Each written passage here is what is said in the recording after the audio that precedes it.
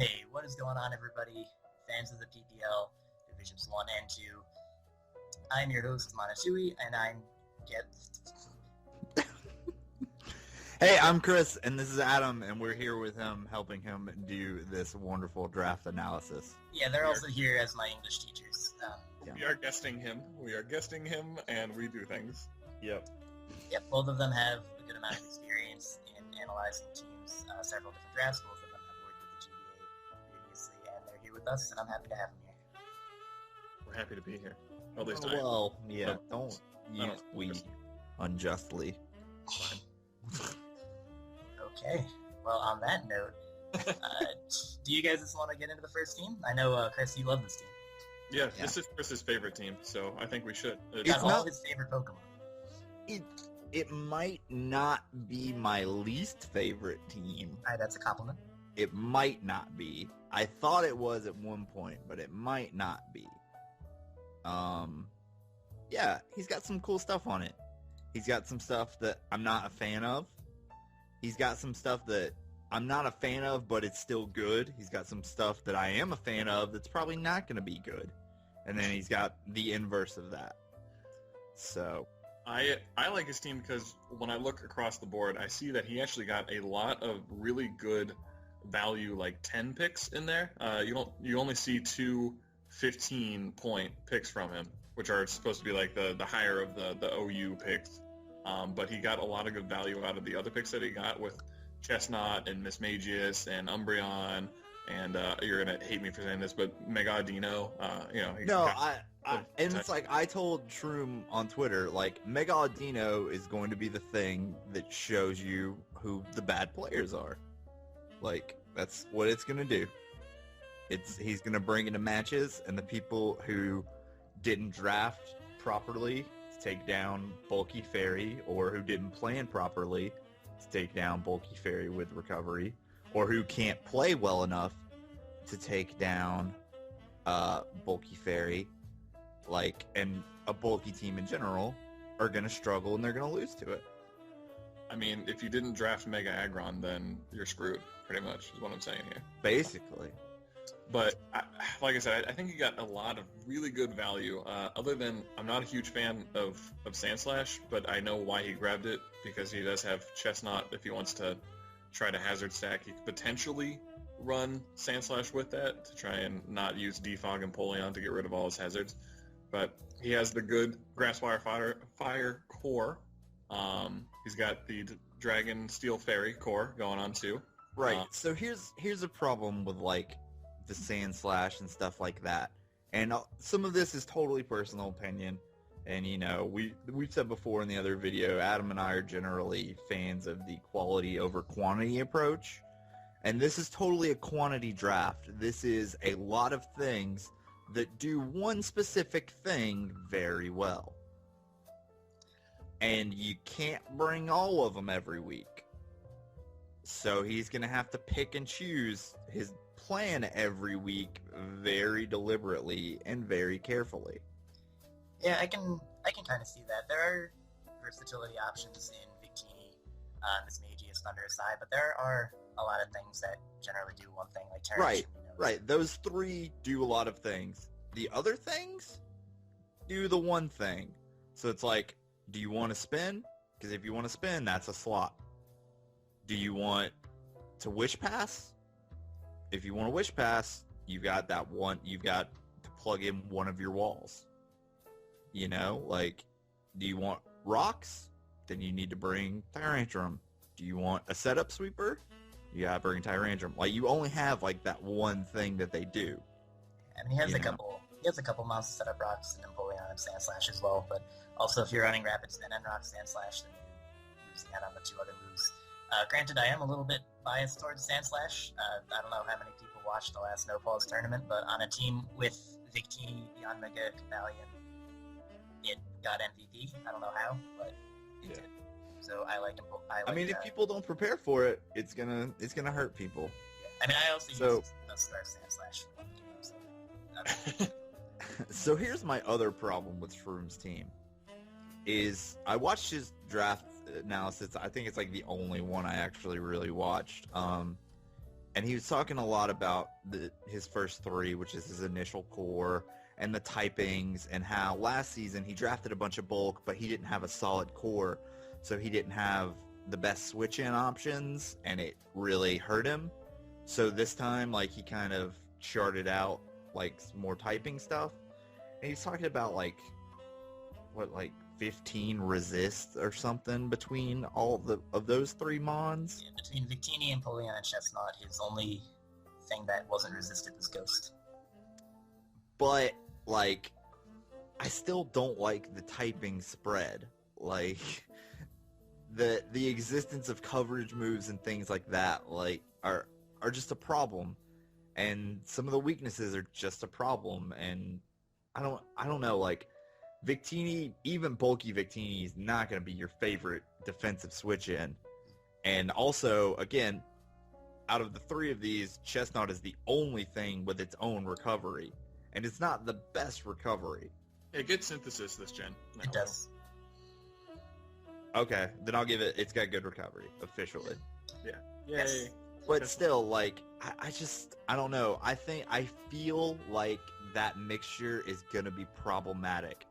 And I feel like outside of Victini, you're not exerting a ton of pressure, and he's going to be playing defensively, and he's going to be repeatedly switching into the same things, and just there are so many problems with the mixture of things that he has as far as common, like, techable coverage options. Like, if you know, when you know Empoleon's there, like, you don't even necessarily have to worry about not running Fire Blast, because Fire Blast is still just neutral against it because Water Steel is a bad type.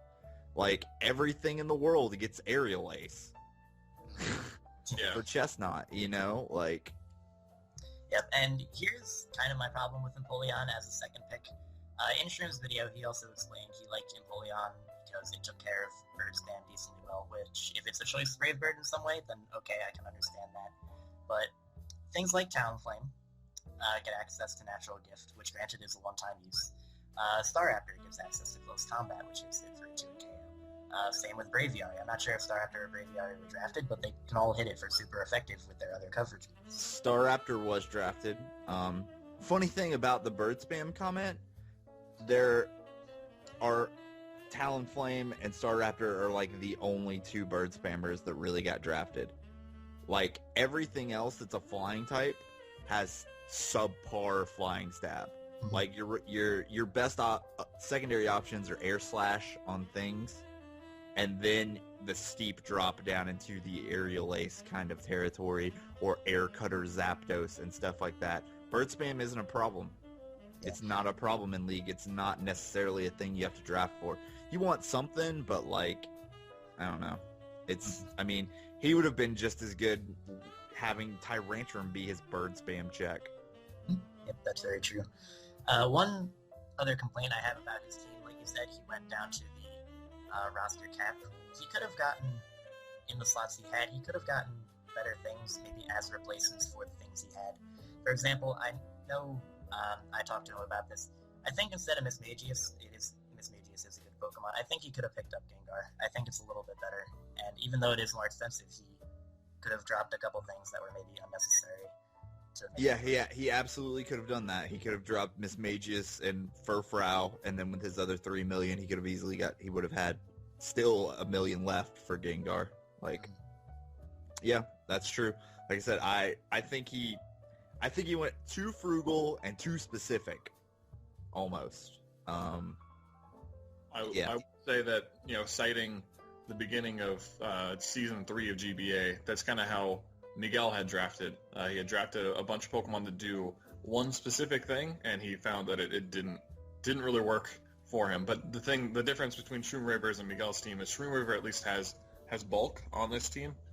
So I think he's got so much recovery options. Right. Again, I'm not crazy about Wish Pass in the format. It's better than nothing, but it's gonna be, like I said, he's gonna have to play a very defensive, predictable game, like, to survive, but to win, he's going to have to be kind of aggressive and unpredictable in what he's switching and what he's passing to. But with having a Thunderous Eye and a Victini for your offense, you could still pull that off as long as you stall them and whittle them down long enough with the other options that you have. It's Right. mine, personally, but Yeah, his team is very based off either just bulk or bulky offense, which is a good play style in this format, I think. He's I just think gotta it's the best. I think it's the best play style in the format. But I like I agree. said, Yeah, he's really just gotta make it work for himself. it's a good team. I think he may have overcorrected from last year, but I don't think he overcorrected so much that he's still not going to perform well. I think he'll do all right. yeah, I think he'll do well. The only worry that I have for him is some of his mons like Empoleon and Umbreon and Mega Audino and Furfrou for most of the point are just so they kill your momentum. Other than maybe Furfrou, who has U-turn. Or You go into Umbreon or Empoleon or really Mega Audino unless it's the Calm Mind setup version. You don't. I mean, you can slow baton pass with Umbreon. yeah. I think Umbreon's one of the better picks actually, especially for 10. Yeah, I do like it. I still think he'll do well. So I think he'll do well. I like his team. Should we move on to Ethan Erasmus? Yeah. Miami Rotom Heat. Okay. So, I think Ethan did kind of the opposite of what Shroom did. He got a lot, well, not a lot because he only has, 9 mons? Yeah. 9 mons. He went with pricey things that work extremely well, aside from maybe Tauros and maybe even Gastrodon. Like, the cheapest thing is Tauros, then you got Gastrodon with 8 and Electros with 9, and it just goes up from there. Yeah. The disclosure is Adam and I helped Ethan plan some of the stuff. Oh, Now, granted, it's not that close to what we planned.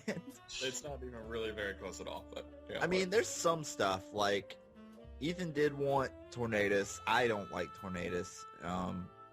Gastrodon's kind of a staple. Adam and I love it. I think it's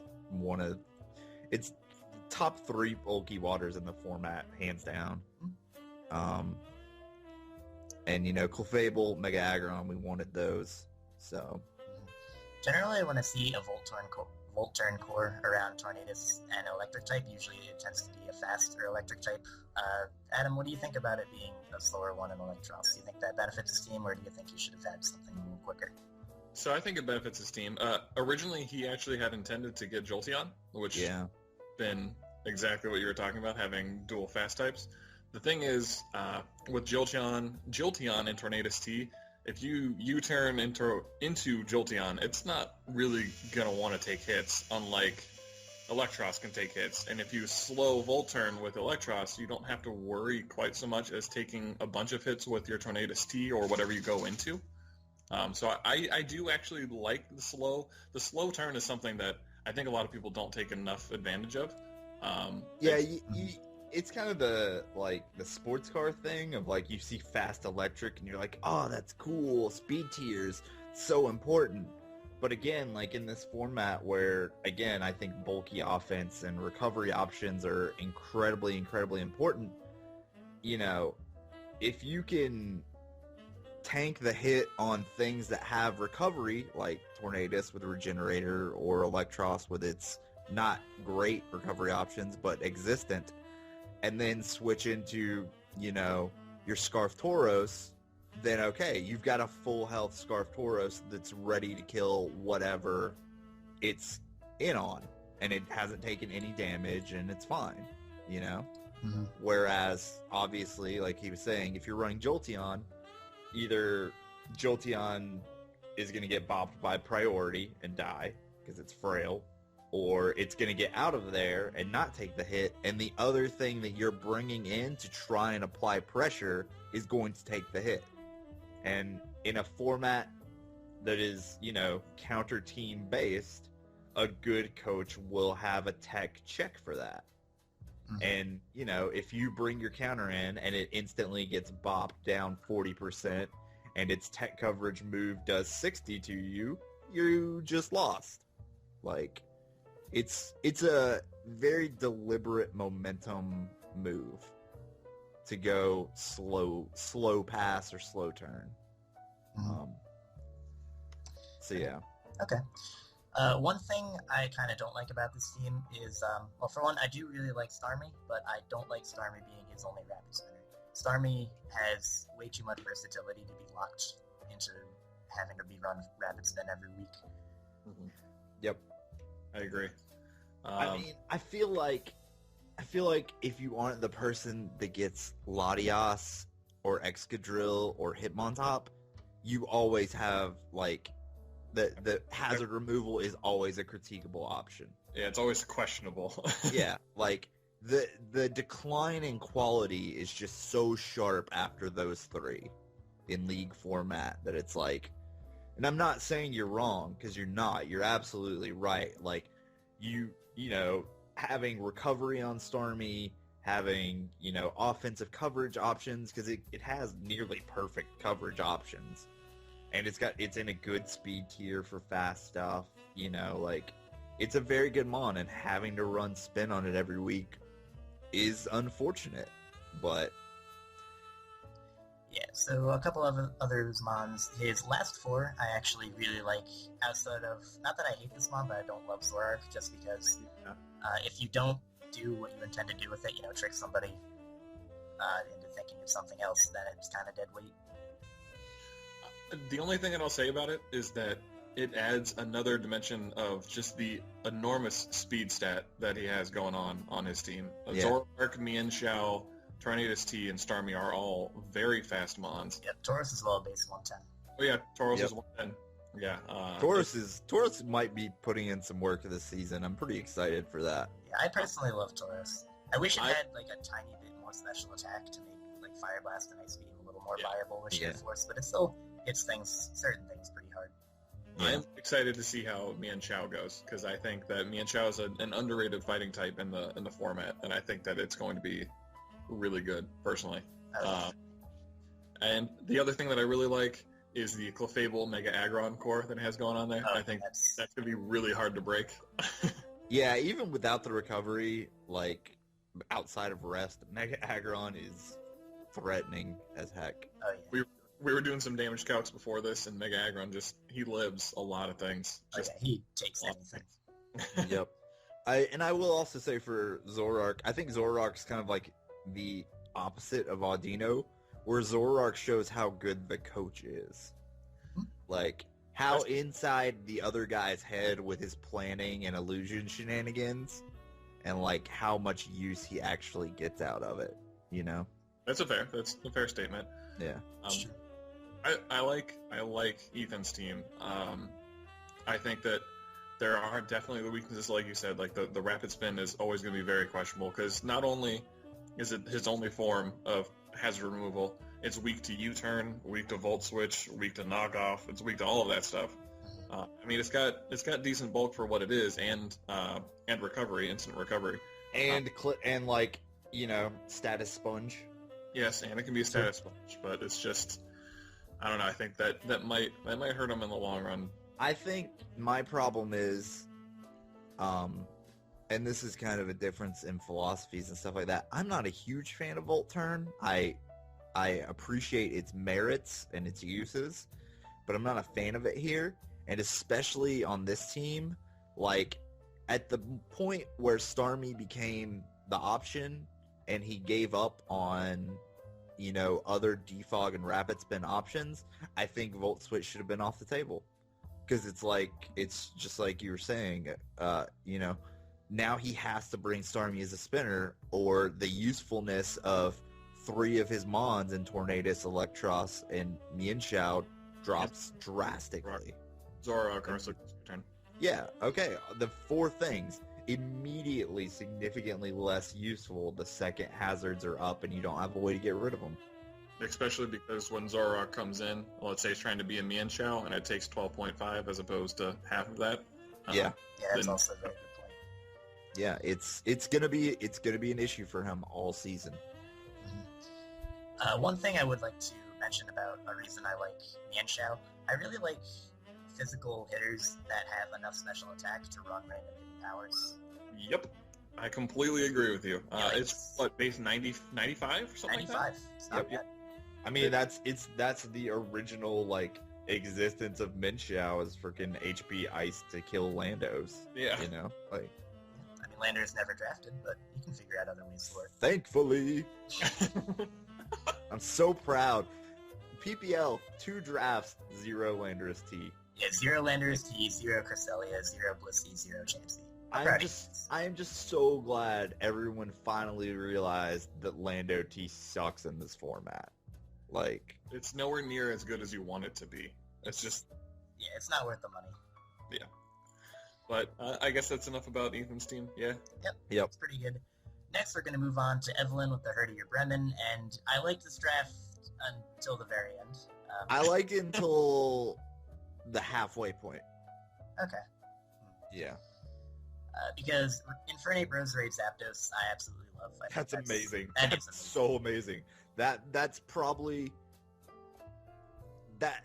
It may be the best 1, 2, 3. There's, I would say, arguably, RTK is up there too. I think but- Requin's kind of close, but yeah, this is Yeah. such a good... Like, Especially- that's I so think- good. It was really smart of her to pick up Roserade second round. It's relatively inexpensive, and it's just so good. Like, people forget. Like, when you're planning for a team, you really don't see Roserade as a threat to your team a lot of the time. Oh, it is. It will Yeah. destroy a team. Oh, yeah, and you'll look at it, and then you're like, oh, this has the coverage to absolutely destroy me. And it's just so good. Not only does it have the coverage, it has Technician on any hidden power that it wants, so it's all automatically base 90. Oh, yeah. So, Like, you run Hidden Power Ground for a fire type, it instantly becomes an Earth Power. And, like, oddly enough, natural bulk to make, like, substitutes annoying. You know? yeah, So if you run sub 3 attacks technician, you're like, like, that's it. It's sweet. Yeah, its physical defense is a little bit lacking, but its special defense is really nice. It's just such a great Pokemon. I think it was really smart for her to pick it up that early. I think it's totally worth it to go early on Roserade. I think Roserade's one of the best mons in the format. Definitely. Right. And even after that, she picks up for Alligator Druddigon. She's... Well, Got even after that, 3rd round Zapdos. Like, Oh, 3rd yeah, round 3rd round. Zapdos is great. Like, You need to skip over that. I do think for 15 points, it might be slightly pricey, but if you know how to use it, it's definitely worth 15 points. looking at you, Cooper. For Alligator, I think it's fine. It's kind of a surprising special attacker with Sheer Force. Of course, the Dragon Dance set is always pretty scary. Priority Aquajet, man. Priority Act Jet. It's also a lot bulkier than a lot of people give it credit for. Like, it can take hits and set up on Yeah, it's in that wonderful live a hit range. Druddigon. I think you guys love this pick. I love Druddigon. Druddigon. Druddigon's so good. Yeah, Jergon's really good. People underestimate really how hard this can hit, because I think a lot of people forget that it gets Sheer Force, and it has a lot of moves that it can take advantage of Sheer Force with, and it can hit really, really hard, and then has Sucker Punch to finish you up if you didn't kill him. And So, it's actually good on, like, both sides. Like, it will pop you with a Draco, too, if it wants. It's kind of weird. Like, yeah, it's very good. it's severely underrated dragon, IMO. For a while, I think more and more people are catching on to it, and we're seeing it go earlier and earlier in drafts now. Yeah, it's starting to become popular, and Yeah. rightfully so. It's extremely good. After that, Azulf, I think at this point after Druddigon, she needs a little bit more reliable bulk. And another thing that she can run fast is good. Obviously, you kind of want to Scarf it to do that, but it's a good thing for that. Yeah, I mean, it's got the... Right, before Azelf, her fastest thing was 108 Infernape, because she had, I think Roserade's either 90 or 95, Yeah. Zapdos is 100, and Yeah. then Druddigon is like -5. Yeah. So Right. 115 Azelf was, I thought was a good pickup for her. I used Azelf. The problem with Azelf is that with its lack of bulk, it really needs to be a revenge killer. And I mean, it has the tool set to do that because it has almost every move in the game. It's like, basically like a little offensive Mew. But there's so many other revenge killers. Right. That's the problem. Is And that- its best revenge killing options are almost never stab. Like, Yep. you're never gonna come in and revenge kill off of a Psyshock and then be set to go. Like, somebody's gonna bring something in and just, alright, run away again. Like, Yep. Another thing I don't like about Azelf, well, no, one thing I do kind of like about Azelf is it gives her another rocker outside of Druddigon. And Infernape. And Infernape, yep, forgot about that. Does Crustle get rocks? Is what? Does Crustle get rocks? I know it gets spikes. Yeah. Yes, it does. It gets rocks and spikes. We'll get to that. And maybe for Alligator gets rocks. For Alligator, it does not. Okay. I'm making a chip. I said maybe. I said that was a very, very clear maybe. Yes, I heard maybe. Yeah. So, her Mega, the next pick, although I do like Mega Blastoise in this format, I think people kind of underrate it a lot. I don't like her having two monotype orders on the same team. That's my thoughts on Mega Blastoise. It's just, it could be, but it's not, like, for 16 points? Yeah. I think Mega Blastoise could... Oh, thanks, dog. I think Mega Blastoise could be good because of its coverage and power with that, but for 16... Yeah, I also... 16 and taking up your Mega slot. Yeah, I also don't like that she doesn't have Wish Pass to go to it because it doesn't have recovery of its own. Right. Right, like... I mean, she's running an offensive team. This is an offensive team. Let's be real. Even with the bulk of Zapdos and Druddigon, this is meant to be an offensive team. Mm-hmm. I mean, she could... The best she's got is Leech Seed and then go into Mega Blastoise. Yeah, that's just and if you're going to waste a move slot on Roserade for Leech Seed, I mean, not depending on the matchup, it can be okay, but it's... I mean, you can run Cleric support Roserade and Yeah, be you can. fine. You can, it's fine. It's not the best use of it most of the time, but it's good for mix-up and stuff like that. But yeah, no recovery. You don't want to really have to run spin on it because you need every coverage option you can get, you know, to really make it an effective wall breaker. It's not fast enough to, like, not get bopped by stuff. Yeah, and that's another thing about her team. Other than, I guess, specially defensive Roserade, and maybe specially defensive Druddigon, she really doesn't have much for fast electric types. No, she doesn't. No. She has Oddish. Yeah. Yeah, we'll get into that. I mean, in fairness, all the priority in the world to Infernape. True. And most fast electric types are not gonna love stab priority from Infernape. Like, if she really wants to, she can fake out into Mach Punch. Like, that's a thing. Or backing wave if she wants to. No one wants to. Alright. No one wants that. Liepard? No. Stop it. Stop it. Yeah, it doesn't... I mean, knock off Prankster, Sucker Punch is okay, but also her team doesn't necessarily take advantage of Prankster T-Wave all that much. And the thing is, like, Prankster T-Wave itself in League format isn't good enough. Prankster T-Wave works on a ladder because you're running, like, one team, and if you don't plan for that, then it fucks your team. But this is, again, counter-teaming League format. Every single person that plays her will bring an option for Prankster T-Wave. You know? Like, it's just... I mean, maybe that's worth 4 points. Maybe it's worth 4 points just to force people to bring ground types. Yeah, Maybe. Maybe. I don't think so, but maybe. Physical move pool I don't think is that great. It gets knockoff, Sucker Punch. I know it gets Play Rough, as maybe U-Turn. Outside of that, I'm not really sure what else it does. Another problem with it is a fast haunter, which is okay, but it's such a frail fast haunter that if you guess wrong, it's gonna die. And priority and stuff like that. Like, it's... yeah, I think this is just... I think everything after Druddigon went off the were bad point expenditures. They're not necessarily bad mons. And I'll even say maybe Crustle's good. Crustle might be worth 4. I like Crustle. It'll be interesting to see, you know, how much value it gets, because you do have other spikes options, and you do have other rocks options on mons that can do other things. Very true. Also, even though it is a usable Shell Smasher, it's just so slow that a lot of things are going to outspeed it anyway. Also, kind of a minor complaint with Crustle is its other use generally is to have him stack like Stealth Rocks and Spikes, but she doesn't have a spin blocker, Again, that's kind of a minor complaint, but it's something. And her hazard removal option is Defog. Or Mega Blastoise. Or Mega Blastoise. That was gonna be my complaint, is that it's Zapdos, and then she has two people who can lay down spikes, or she has to run Rapid Spin on Mega Blastoise, which kind of stinks. Yeah, because again, you need that spot on Blastoise. Like, then let's talk about Oddish before. Yeah, all right. Why? Listen, Oddish, Okos, Mega Aerodactyl. Does it though? It does. I ran the calc. Okay. All right, I get on that. If nothing else, fuck Shady. Like, Shoddy. Shoddy. His name is Shoddy. We can call him Shady for this. His name is Dumpster Baby, and I will refer to him as Dumpster Baby for the rest of this video. Jesus. So it fucks Dumpster Baby's team. Okay. On that note, let's move into Raikou. Hashtag Dumpster Baby. Let's move into. I don't. Did we ever check the other hashtags? I never saw any other hashtags. I'm very disappointed. Damn.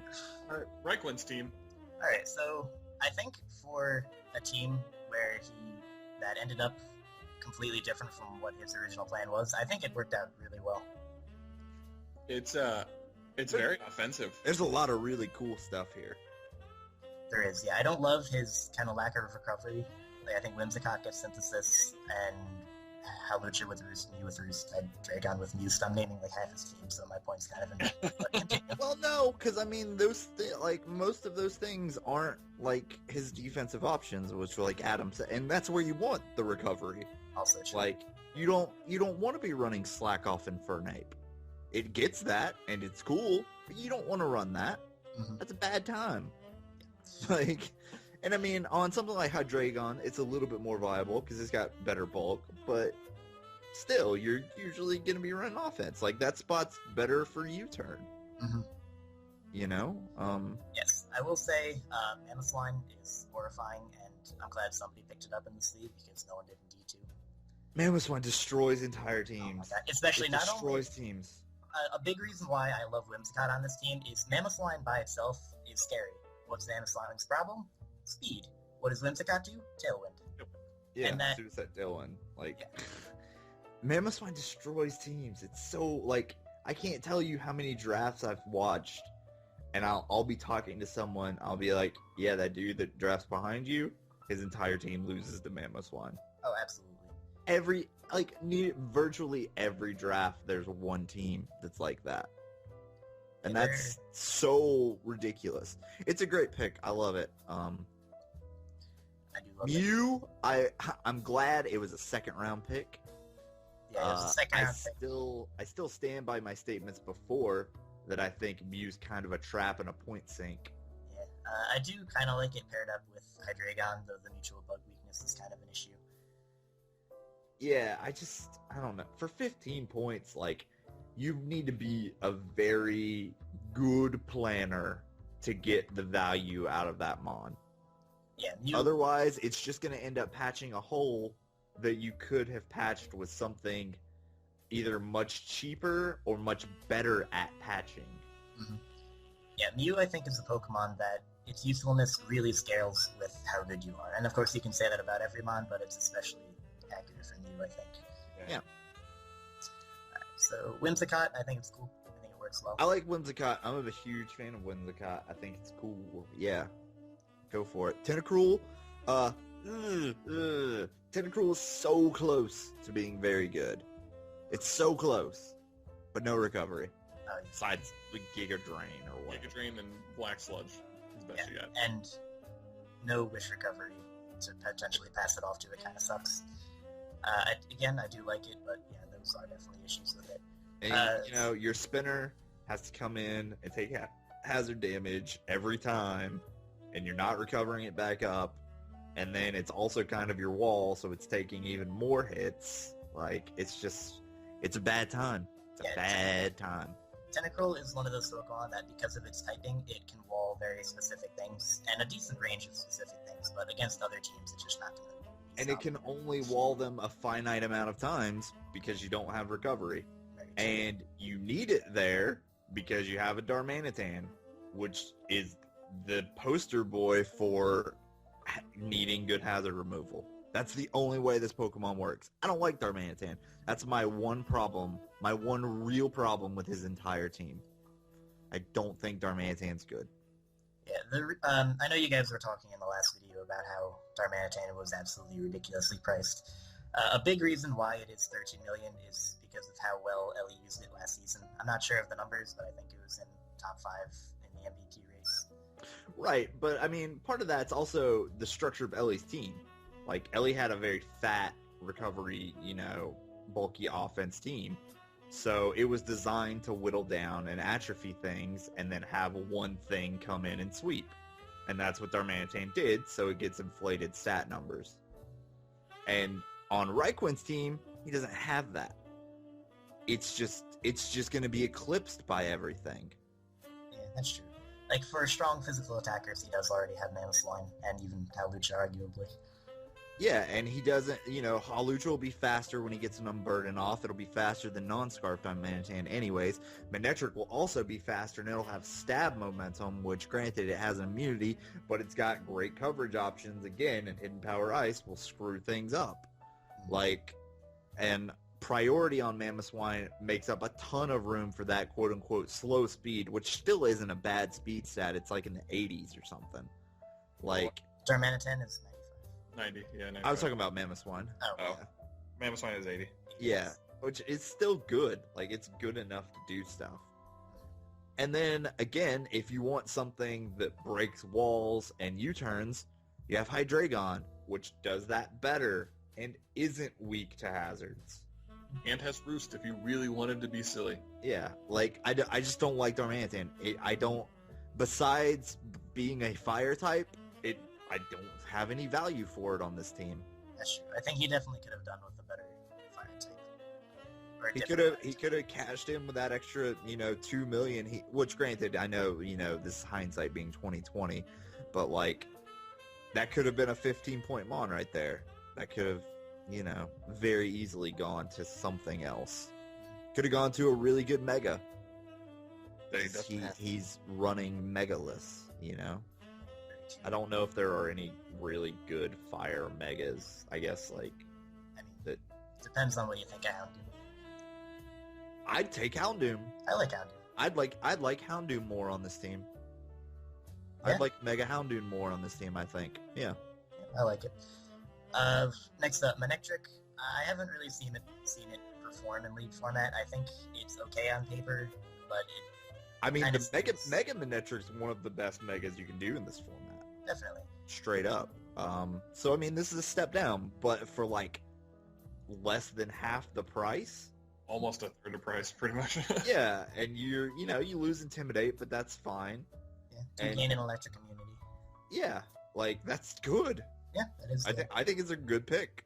I think it's a pretty good pick. Again, I haven't seen it, so it's also gonna pair really well with the next pick of Hawlucha, because you don't have to worry about T-Wave spam.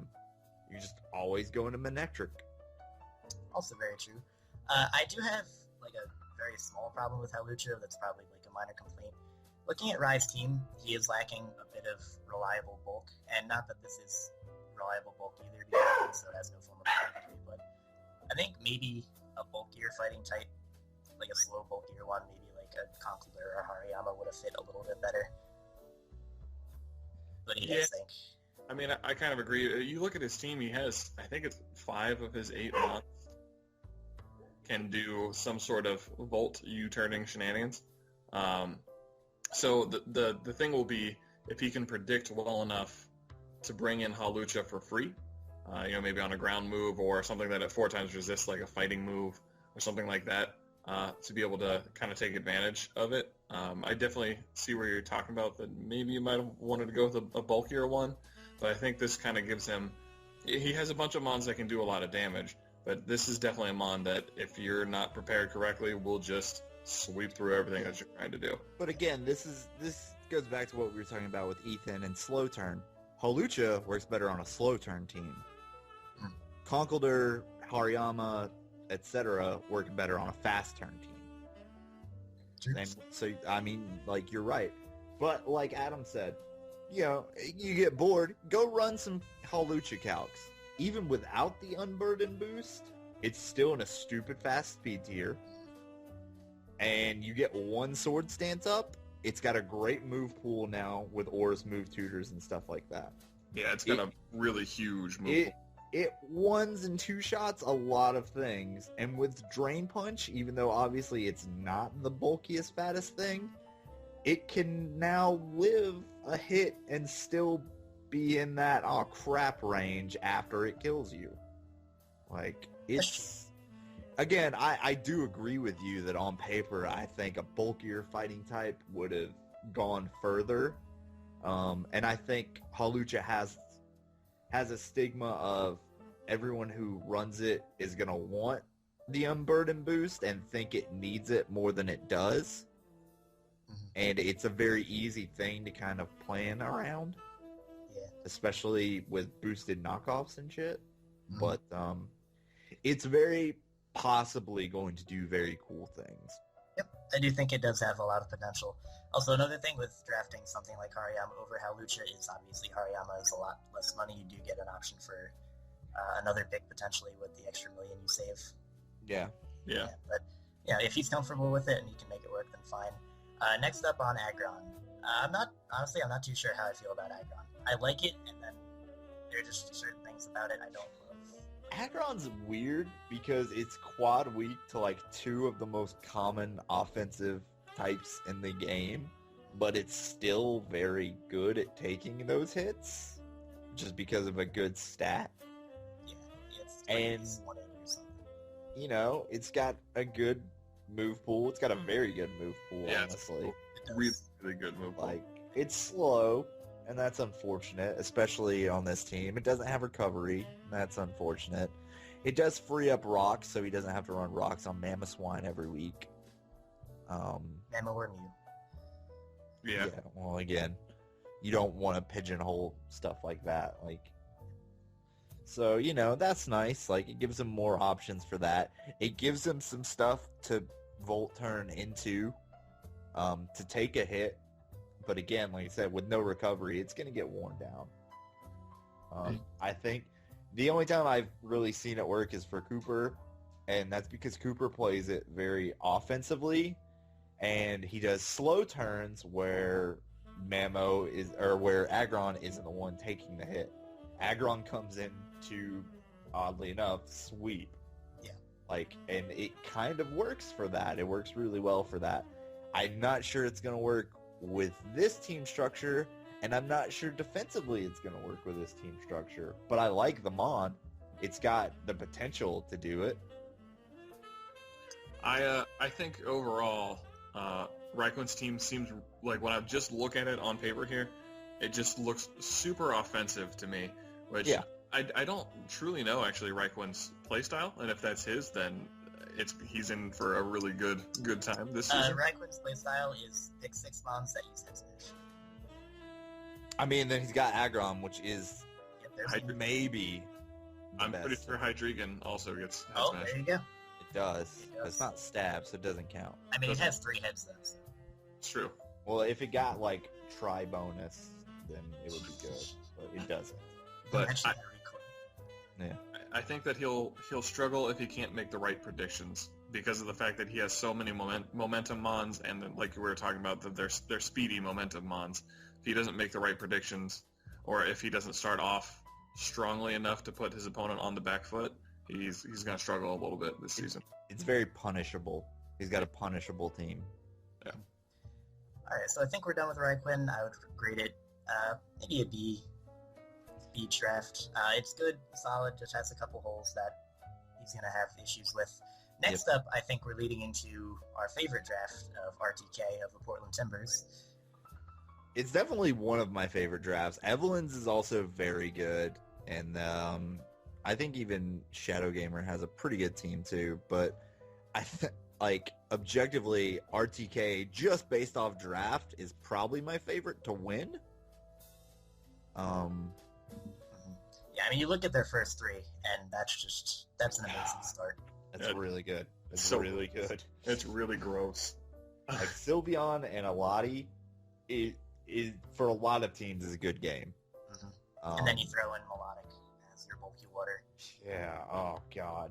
Melodic probably it destroys teams. It's got so many great options. I'll be interested to see if Metagross does anything. Yeah. That'll be, I love Metagross. One of my favorite mons. Oh, yeah. More versatile than a lot of people think, but slow speed really hurts it. Steel nerfs hurt it. Yeah, I do love Metagross. I really hope he can use it to good effect. This guy's got your favorite water type in Melodic and one of your favorite spinners with Hitmontop, too. He's got the two best spinners in Hitmontop and Excadrill. Oh, yeah. And oddly enough, picked Hitmontop round 4, and then somehow sneaked Excadrill in round 8. Which I think early Hitmontop is great. Hitmontop's got really good value even outside of a spinner, because again, kind of like Infernape, priority for days. Yep. Priority is so good. Yeah, and potential technician priority as well. Yeah, I tell people all the time, priority is the thing that keeps you from getting swept. It's your last line of sweeping defense. It's so useful, and even Metagross priority, nice. Yeah, like punch can hurt. Sucker Punch. Yeah. Hitmontop fake out, Bonk Punch, Sucker Punch. Like it's got Bullet punch as well. Yeah. It's Also faint. yeah. I believe it also gets vacuum. Yes, I think so too. Yeah. Like really good, and I'm totally fine with it in a 4th round. Like more power to you. There were definitely other 4th round picks that sucked, and that's not one of them. I can agree with that. Straight up. After Metagross, we got Rotom Heat, and I really like Rotom Heat. I almost like it a little bit more than Rotom Wash in the format. I don't know. I like it decidedly better than Rotom Wash. There are so many better water types in this format, and there are not a lot of great fire types. Yeah, that's very true. And for me, at least, I think electric fire coverage is really good in general. To have both of them hit hard and stab is also really great.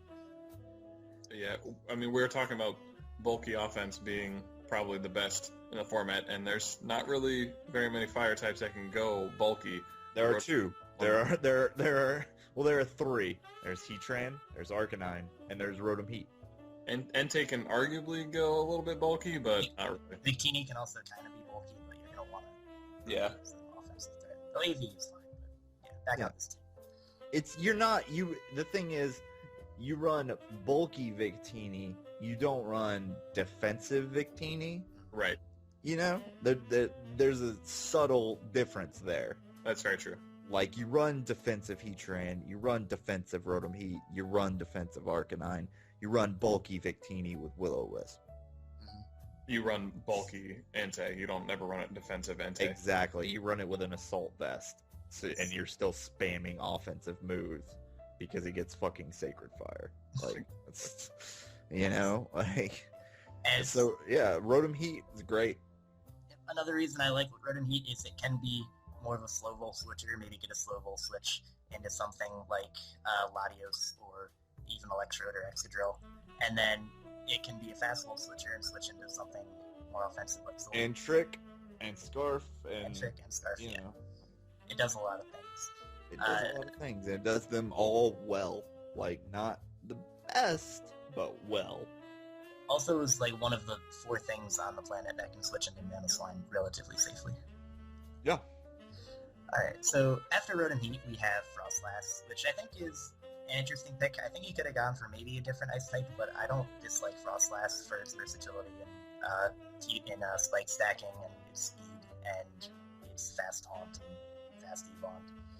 I mean, the sheer fact that he gets a spin blocker, he gets a fighting type immunity, are both really good. Because I mean, show me a roster without a fighting type on it. Like, that's a commonly spammed thing. And then the fact that he's getting Ice Stab and mitigating one of the super effective ice weaknesses by being totally immune to it, pretty good. It's, like I said, it's fast. He can do a couple of cheeky tricks here and there. I'm cool with it. It's, for 8 points, not bad. Yeah. Like, I'm not totally convinced, but I see the potential in it. So, I mean, I think it matches up really well with his next pick, Excadrill. Oh my god. Both typing wise, and you have a rapid spinner to keep your opponent's hazards off, and if you're hazard stacking with Frostlass, you can stack your own. You don't have to worry about defogging your own stuff away. So plus, other than just fire type, I guess fire really wrecks them together. Oh, and we should also say, Destiny Bond, invaluable. Oh yeah. In the format. Destiny Bond is a free KO, and it's if you're playing a team that has one thing that sweeps you, and you can set it up and take it out, that changes the game, wouldn't you say, Adam? I wish I got that reference. Anyway. Adam may have lost a Mammothswine in around 2 of a game where Mammothswine swept the entire team? It was at least turn 3, thank you. Oh, okay. No, I think it was actually turn 2. Yeah, no. So, if you can, obviously it doesn't have, a trap option or anything like that, but still, if you, pop off a well-timed surprise Destiny Bond, you took out, something incredibly vital. So, I think that's cool. Something else about it, with Fast Taunt, you do, in a lot of ways, force your opponent to kill you some of the time. Yep. I may hurry us a little bit along since it's been, 40 minutes and we're on Team 5? Yeah, we haven't hated enough teams. It's true. Go to Electrode. Yeah. I mean, Go just a grass type to throw on the team. It gets recovery. That's always good. And Electrode's just kind of one of those speed mons you throw on there. It makes my team fast. Yeah, I do like it because Electrode, similarly to things like Mega Aerodactyl, it's so fast it can outspeed a lot of other Scarfed mons. Yeah, but unlike Mega Aerodactyl, it doesn't have the move pool to be able to screw things over with coverage moves. Yeah, you're running with Electrode. Its move coverage consists of about Volt Switch, a bunch of normal moves. Signal. Yeah, Thunderbolt, Discharge. I'm sure it gets T-Wave. Any other electric move. Yeah, basically. So, yeah, I mean, the last two, there had to be a better 7-pointer. Yeah, there had to be some 7-point grass type that was better. Actually, I think Tangrowth didn't go. But I forget if Tangrowth is 8, so you might not be able to get it. I think Tangrowth went to Donphan, didn't it? No? Okay, yeah. Yeah, sure, something like that. There had to be something. But yeah, no, RTK, my favorite to win it, regardless of the last two. I definitely like his team probably the most. The only other one would potentially be Shadow Gaming. Yeah. Yeah. Oh, also, I don't think we talked about Escadrille all that much. Yeah, amazing. I mean, Escadrille in the 8th round. End of story. Yeah, here's one kind of reason I think it's a little bit redundant, because he has a steel type that hits hard, and he has a rapid spinner. But if he's using it as an offensive ground type, then yeah, absolutely. Yeah. Alright, I think we've covered that. Next up, we have newcomer Necrostevo of the Eternity City Enders. I like this team a lot. I don't know what you guys think. It's quirky. I like its quirkiness. It's got a bunch of mons that you think to yourself, those are kind of good, but I think all of them together will be pretty good. Like Noivern, I think is severely underrated because of its speed, and it's it's the fastest dragon, is it not? It is the fastest dragon. I love both of its abilities. Really, Infiltrator and Frisk are great. Frisk is just invaluable. It is. It changes games. Absolutely. Yeah, knowing what your opponent has as an item, you go, oh, I know what you're doing now. Yep. I think Toxicroak is another one of those mons that you go, how do I feel about this? But I think it can do really well. I like Toxicroak on paper. In practice, I've never seen anyone get everything out of it. I do kind of like it on this team. I like, obviously, Mega Lopunny is fantastic. Yep. Go ahead, sorry. I really like his first two picks in Mega Lopunny and Tyranitar, just because Mega Lopunny deals with a lot of things. It's fast, it hits pretty hard. One of the things it has trouble against are bulky Psychic types, which I assume he drafted Tyranitar primarily to get rid of those bulky Psychic types with Pursuit and Crunch. Yeah, I mean, neither of them likes fighting, though, and, I mean, he kind of makes up for that later on in the draft, but that's still a very blatant early thing. But if you're if you're building a team around an offensive core, you don't necessarily have to worry about the same weaknesses at that point in time. So here's my Tyranitar spiel, and I'll keep it relatively short. Tyranitar is very good. Tyranitar has a very good ability for itself, making it even better. Tyranitar has a very good ability for itself, making itself better, fucking over the entire rest of your team and the enemy's team. So if you don't run that ability, you are not getting the most out of Tyranitar, in which case its value decreases. If you do run that ability, you are fucking over your entire team. So it helps with 3 other Mons on his team. He has the Reuniclus, who doesn't give a shit. He gets Overcoat. It has you can now run your specially defensive rapid spinning Kabutops. Yeah, and you can run your Sandrush Stoutland or whatever. Yeah. And that's the other big thing that I don't like about the team. Rapid Spinner, Kabutops, only way of getting rid of hazards, has a Talonflame, has a Danny, has a Noivern. All of these things don't appreciate being in the rocks, and he only has one way of getting rid of it. Yeah, that is a big issue for us.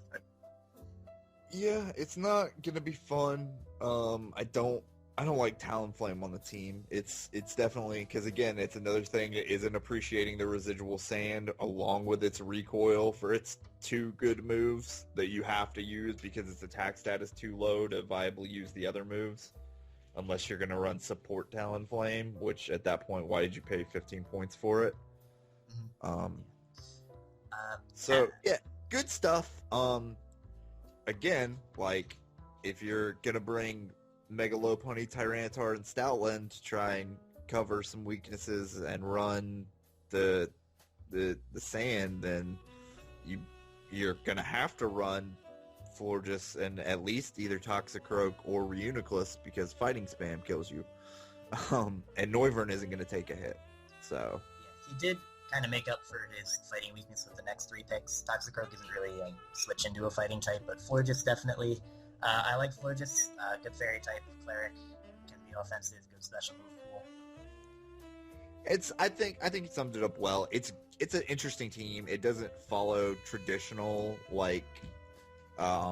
structures we've seen before, but it isn't a bad structure. Like, there's still some cores here.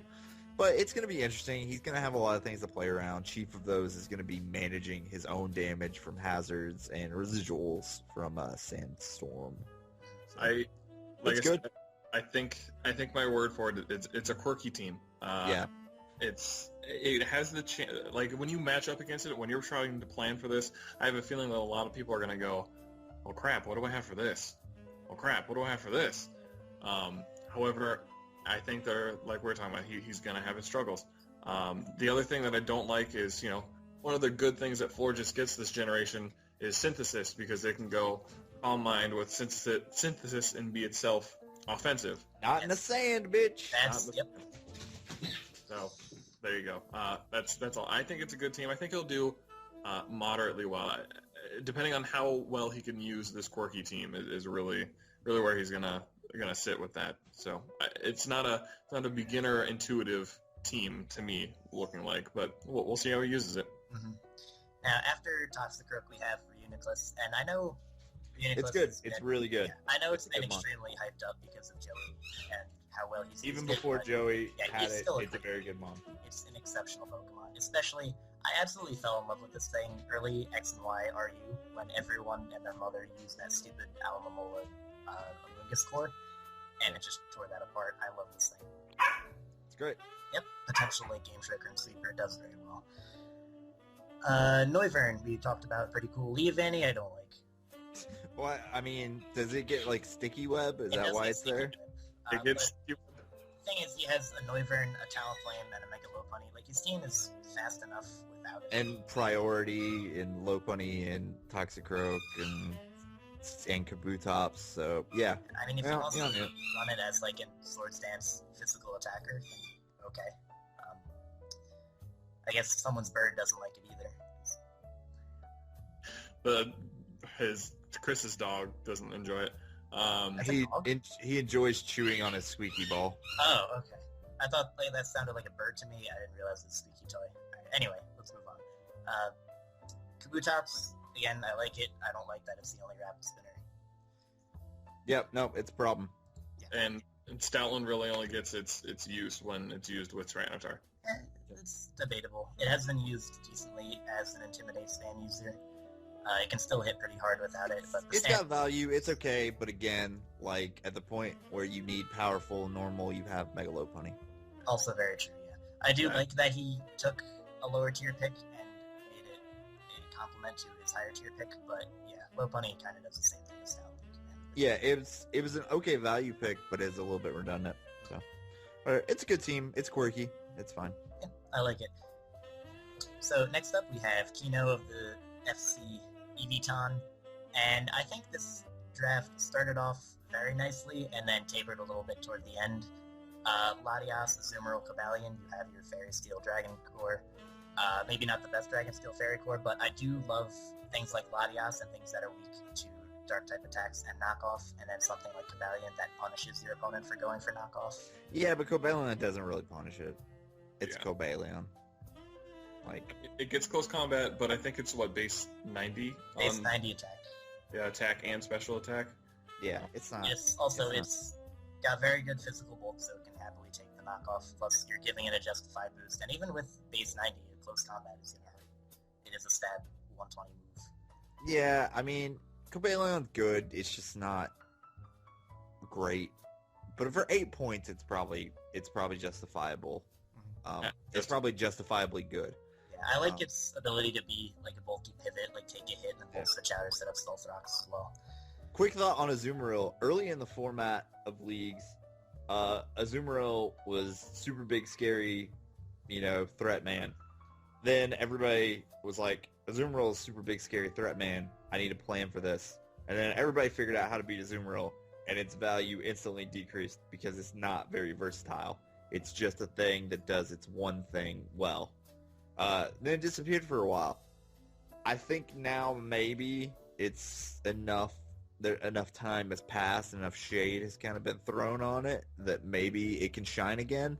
For 15 points, I don't know. But, it's one of those things where if you don't plan for it, it's going to 6-0 you. So, that's spooky. Yeah, I am hoping at one point, I don't think anybody drafted. I don't know, if somebody has, a powerful grass type, you just bring Sapsip through 1 week. I like to see that. Nah, don't do that. Don't be that guy. Kino, don't be that guy. Entei is good. It's good.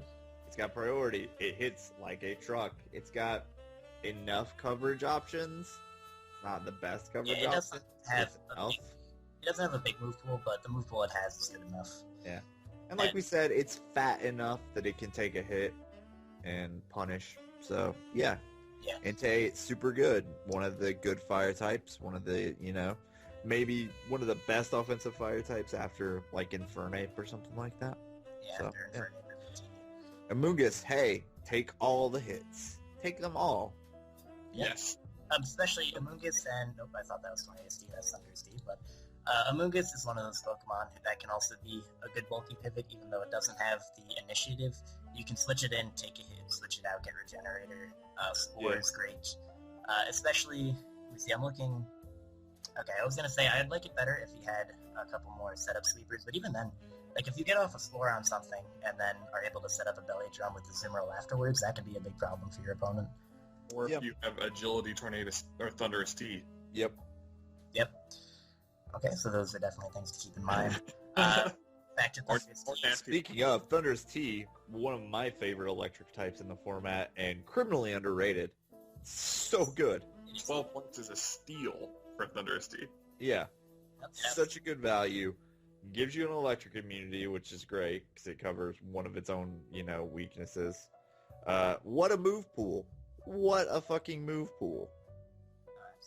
It's also one of those rare things that can run Volt Turn and U-Turn, and we've actually seen people do that before, and it works. It's great. It's such a good mon, such a good electric mon. If you want a fast electric mon, and it's even got enough bulk that, if you don't want to run the speed investment, you could run it as a slow turner.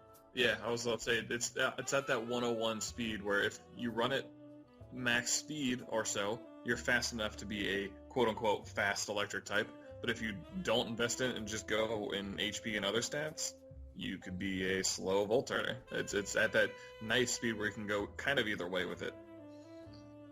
Now, after Thunder's Tea, Swampert I think is not an amazing bulky water This type. is where the draft goes off the rails. Oh yeah. Except for one pick. Except for one pick, yeah. Yeah, obviously. Sorry. Amazing. Alright, Swampert, you are slow. You are quad weak to grass. You do not get recovery. Why are you here? You don't have priority. You are slow.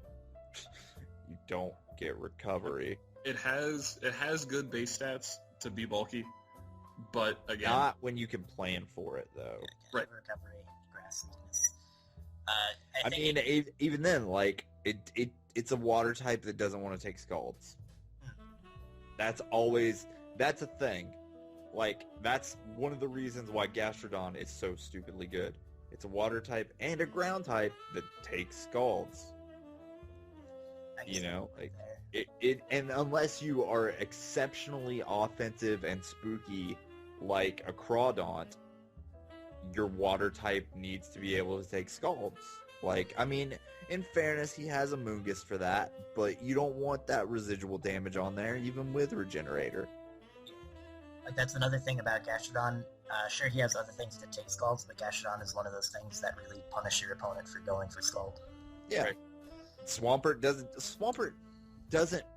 does it punish anything?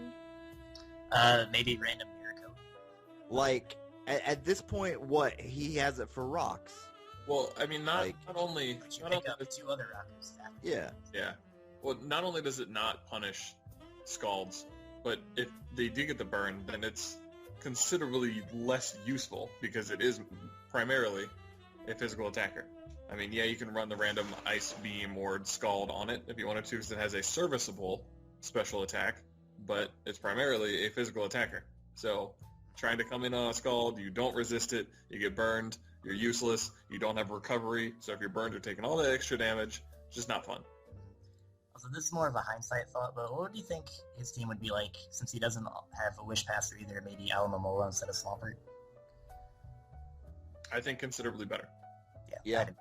Yeah, I'd take it. And Yeah. like you said, Alamomola Amoongus is a bitch core to have Yeah. to break. Yeah, you Yeah. have to be careful for things that... And can it set would up. give him more points to throw somewhere else.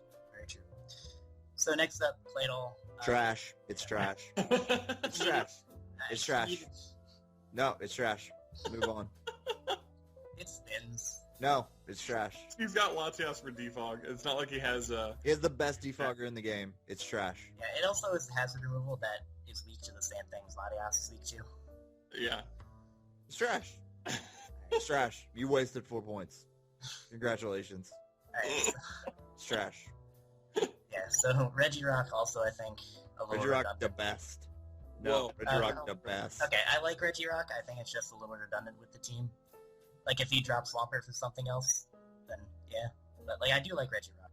If he drops Swampert and Claydol and uses that 1 million to get something good that 14 points or less, then I think he's in a lot better position. Definitely. Like, there's still plenty of things that weren't picked that he can afford after dropping it for a couple months.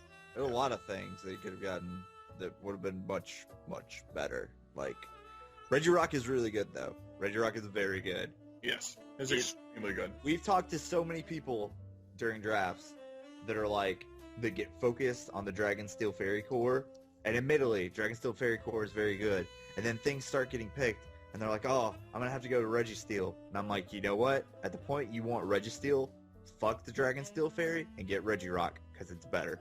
Regirock, so good. Yeah, and then I think we can all agree Drapion is amazing, so we can just move on to the next pick. Drapion. Drapion is the Mon. Every week, you go to planning, and you go, why the fuck don't you get Sucker Punch? Yes. God, you have super long arms. Why do you not have Sucker Punch? What's wrong? Every week, that's what you do when you plan with Drapion. Infinitesimally better if he had Sucker Punch. That's it. That's all I needed. That's all I want. He's got base 95 speed. He outspeeds Lucario. Like, it's ridiculous. But doesn't get Sucker Punch. So he gets Knockoff, and that's good. He gets Poison Jab, that's good. But then you could kind of run him as a wall, but he doesn't have recovery. He also doesn't have things like Intimidate. I drafted Drapion Season 3, and I traded him away. I hated him. I hate everything. You want Drapion to be good. You want him to be good, but he's not. Yes. I do. Toxic Spikes are useful. True. Very true. Pursuit trapping can be useful. It's not bad, but again, he's running the best defogger in the game. True. Very true. And I mean, he does also have the best rapid spinner. That's why he has Claydol. So good. He has the best worst rapid spinner in the game. He would have been better off getting Armaldo. Armaldo has more use on this team. I do than have Claydol. So overall, what do you guys think of the team? I still think the first part of it, everything before Swampert, is strong enough. He can bring those 6 every week and still screw a lot of teams. I agree. I think when week 2 comes around, drop Swampert, potentially drop Claydol, and I think you're going to be fine. Maybe do something with stuff that can help. He's got a very good backbone with just a little bit of fat that needs to be trimmed off there in the right after Tornado's T and before. Yeah, that's a good way to describe it. It's like he's got a couple of extra pounds. Like you've one bad vertebrae in your spine. Yeah. Basically. Yeah, he's just carrying the extra freshman 20 around his waist. Hey, Chris, what do you think of Claydol? I think he's got a lot of utility Chris, options. I think he's got a lot of utility options at sucking. So it's bad. Sorry, I forgot you're also Chris. Yeah. I'll be Chris number 2. I'll take the lead. All right. Alright, so next up we have Slyro, Pittsburgh Pyroar. Kind of like it. There are so many things on this team I want to like. Like, you don't understand how close this is to being, like, a team I would root for. And then just other stuff. Like, I'm just... Musharna? Stop it. Yeah, I mean, also, not just Musharna, but Cresselia was available. Granted, I hate Cresselia, but it's good and it's available, and you pick Musharna. And you don't need Musharna, because your first 3 all have recovery options, and, like, cleric option, and... You also don't need Musharna, especially at round 4. No. Remember when we were talking about people that pick things in round 4, and I was like, yeah, that's not bad for a round 4. There are bad round 4s. This is a bad round 4. Congratulations. There are a lot of things that I like on his team. Like, I really like Scizor. Obviously, he's got the super strong Scizor's deals. amazing. Scizor's amazing. I love it should always go in the first round. Scizor should always be a first round pick. I like Gardevoir. It's got a lot of utility. It could be a special wall with Will-O-Wisp, has Heal Bell, has Healing Wish, has Regular Wish. Trace will destroy a team. Trace. Mm-hmm. Yeah, like destroy a team. Switch into Raikou and Manectric, go for a Volt Switch. Hey, thanks. Yep. Exactly. It will destroy a team. Dragonite's a personal favorite of mine, and I think it can be really super good in this format. I understand the Rock's concern, but I still think it can be really stupid good in this format. Just hasn't. No one's used it enough yet. Like, it hasn't found that coach to show it off. I really want it to be good. It's probably not 15 points. No, probably not. But the man wasted 8 points on a Musharna, so who cares?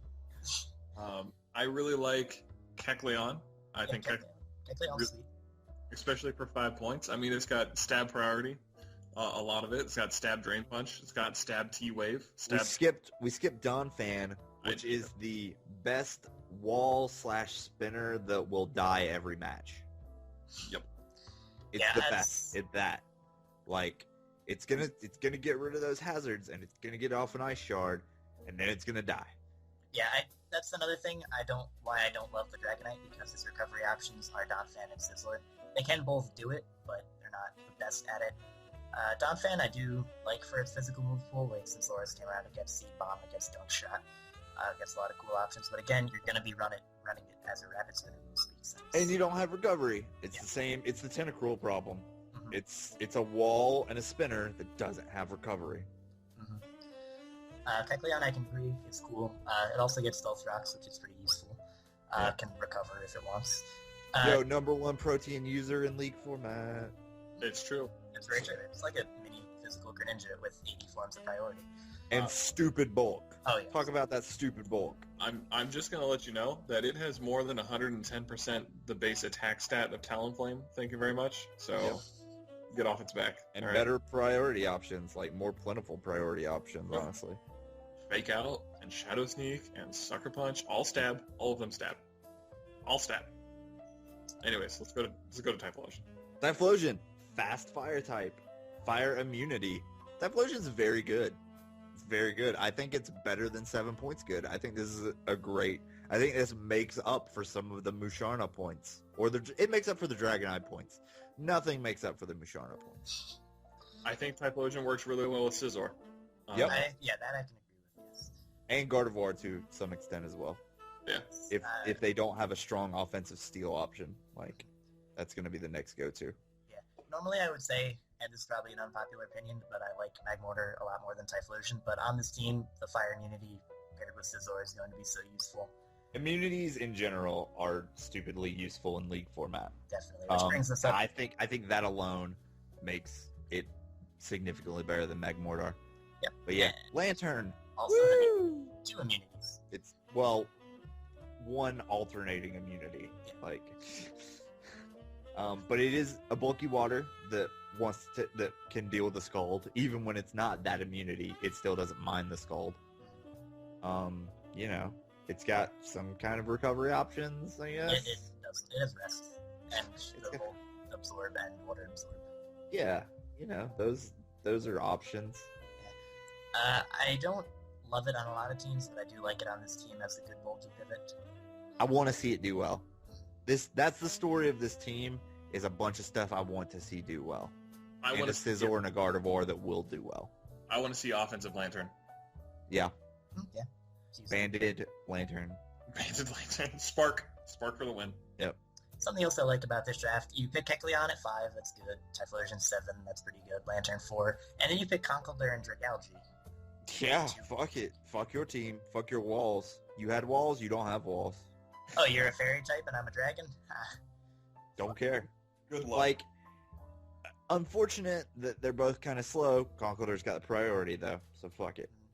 Yeah, Dragalge is still slow, but it's got enough bulk, especially on the special side, which is the main fairy problem side, that, who cares, Yeah. Like, I'm pretty sure it chunks a Psyshock from, maybe not a Psyshock, but like a Psychic from some stuff from like a Gardevoir or something like that. It actually does take away from Psyshock from Latios, from full health. There you go. Like, that's good. That's good. It's very hard to one-shot a Conkeldurr. Even if a Talonflame is not, it can be max attack, even if it's not running like Skyplate, it still does not one-shot a Conkeldurr. Yeah, I'm stoked for that. I'm all about that. Sawsbuck, alright, I guess that's better than not spending 3 points, but you know what you could have done with those 3 points? Applied them to the 8 points you wasted on Musharna and got something good at 11 points. Move on. Hey, grass immunity. That's all I'm saying. It is a grass immunity. It is a grass immunity. Yeah, so, if he wants to drag it every week he uses Lantern, that's You can have Fire Water Grass Immunity Core, by the way. Switch into the Amoonguss on the Spore. He could have Fire, Water, Grass, Immunity Core, and then half of his team would be, like, bad. Alright, so... what do we think as a whole? Pretty good team. Musharna, dumb. Honestly, I think just drop Musharna and drop Sawsbuck and get Cresselia. Yeah, do something like... I don't even need Cresselia. Cresselia doesn't add anything to the team. Like, he could get something that adds to the team. Better hazard removal. Yeah, something like that, man. I don't know. Just it's all right. There will be weeks where he can destroy teams, and there will be weeks where he's like, ugh, I have to bring crap. Yeah, I can see that. Yeah. I think I like his team a lot. Like you said, it's one of those teams where it's just a bunch of mons you go, do well, please, do well, but I don't... It's totally that team. I like the first 2 picks, and then I like when he picked back up with Kecleon through Lantern, potentially also Conkeldurr. I don't really care for Dragalge too much myself, but that's just me. Again, I want it to destroy faces. Yeah, I mean, you can run it with Scald and stuff, I guess. Yeah. And people. But yeah, I think that he might find himself struggling a little bit. I think the team is good, but I don't think it's cohesive enough to go very well. But maybe he can prove me wrong and show me that he's a lot better than I give him credit for. I think that it might be a little bit difficult of a team, kind of like how we were talking about NecroStevo's team, where it's like it's not quite all together enough to make it very solid, and I think he might run into a little trouble with that. Alright, I think we covered Flyro enough. Next, we're going to be moving on to Shadow Gaming Hub, and earlier, Chris, you asked if there was a team without fighting stab. Well, here it is. What do you think of it? I still like the team. I still like this team. I like it a lot. I know Shady, as we're calling him today, or Dumpster Baby, yes. Yes. You know, he's pretty upset about the Mesprit Crocodile thing, but there's a reason he picked it, because those things are really good. Paired with an extremely good bulky grass type in Mega Venusaur and one of the best fire types in Arcanine, that's really strong. Yeah, Mega Venusaur Arcanine may be a better core than Mega Venusaur Heatran, honestly, in format. I'd have to agree. Yeah. On that, definitely. I don't know how I feel about Mesprit. I understand its value in lower tier format and like lower tier laddering and stuff like that, and it's got some bulk, but I just don't find mono psychics do well. You know, especially ones without reliable recovery and stuff like that, or that aren't stupid fast Alakazam stuff. Yeah, I do kind of know what you mean, especially because mono-psychic types are weak to Dark, obviously. And U-turn, the most predominant momentum move in the game. Also true. And the biggest thing that stops fighting types would be psychic types, but almost every fighting type gets access to knockoff, so that is a big issue as well. Yep. Problem. I still do like it. It's in a lot of ways, it's like a mini Mew with a few less options, but can also U-turn out. It's not bad. The only thing I don't like about it is going in round 3. I don't personally think it's early. Yeah. It is early. I know a couple other people who are looking to pick it up round 3 or 4. Yeah, I mean, and that could be a fully justifiable reason for picking it, especially if you want it for your team, and that's fine. But I guess for me, looking at it just in a vacuum, Mesprit round 3 makes me go, why'd you get that so early? Especially when we see something like Excadrill for round 8 on other teams. So, that's all. Yes. Next 2 picks, Crocodile Jellicent. I love it a lot. Yeah, I'm cool with it. I think Jellicent with Mega Venusaur is going to be really tough to take down. Jellicent with Mega Venusaur, Arcanine, Crocodile, like water immunity, really good. Mm-hmm. Really useful. Ghost, really good. Spin blocker. Yeah, like could also be an asshole run Curse Body. Yeah, if you want to. Like Crocodile, very good. Like maybe the best Pursuit Trapper in format. Probably. Yep, definitely up Yeah, there. yeah, I would say it is, actually. And Pursuit Trapping is really good in the format. Definitely. Don't fall about it. So Gramble, very good fairy. I do like it. I don't love it going as early, but I can definitely see why. For 2 reasons. One, it is really good on its own, and most of the other fairies are gone. So Yeah, picking it up is it's definitely just the thing is, like, there's a steep decline after Gramble in quality. Like, so if the other things have already, and that's not to say that there isn't a decline in quality from like Sylveon to Gramble, there is, but like it's another different level of decline. And if you see stuff going, there very quickly reaches a point where Gramble is your last good option, and I think it's fine to go for it there. I think it's useful at like, what is it, at 6th round? Yeah. 6th round is fine.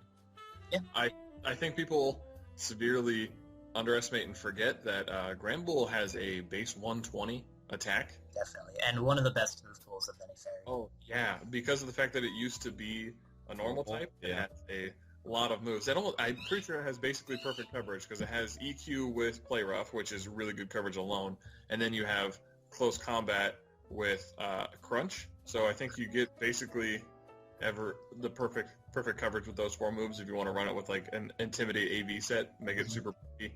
Yep. It's not only that, but it can take 1 bullet punch from Sizzler. Like, this is a random count. It can take 1 bullet punch from Sizzler and knock it out with a Fire Punch because it does get access to Fire Punch.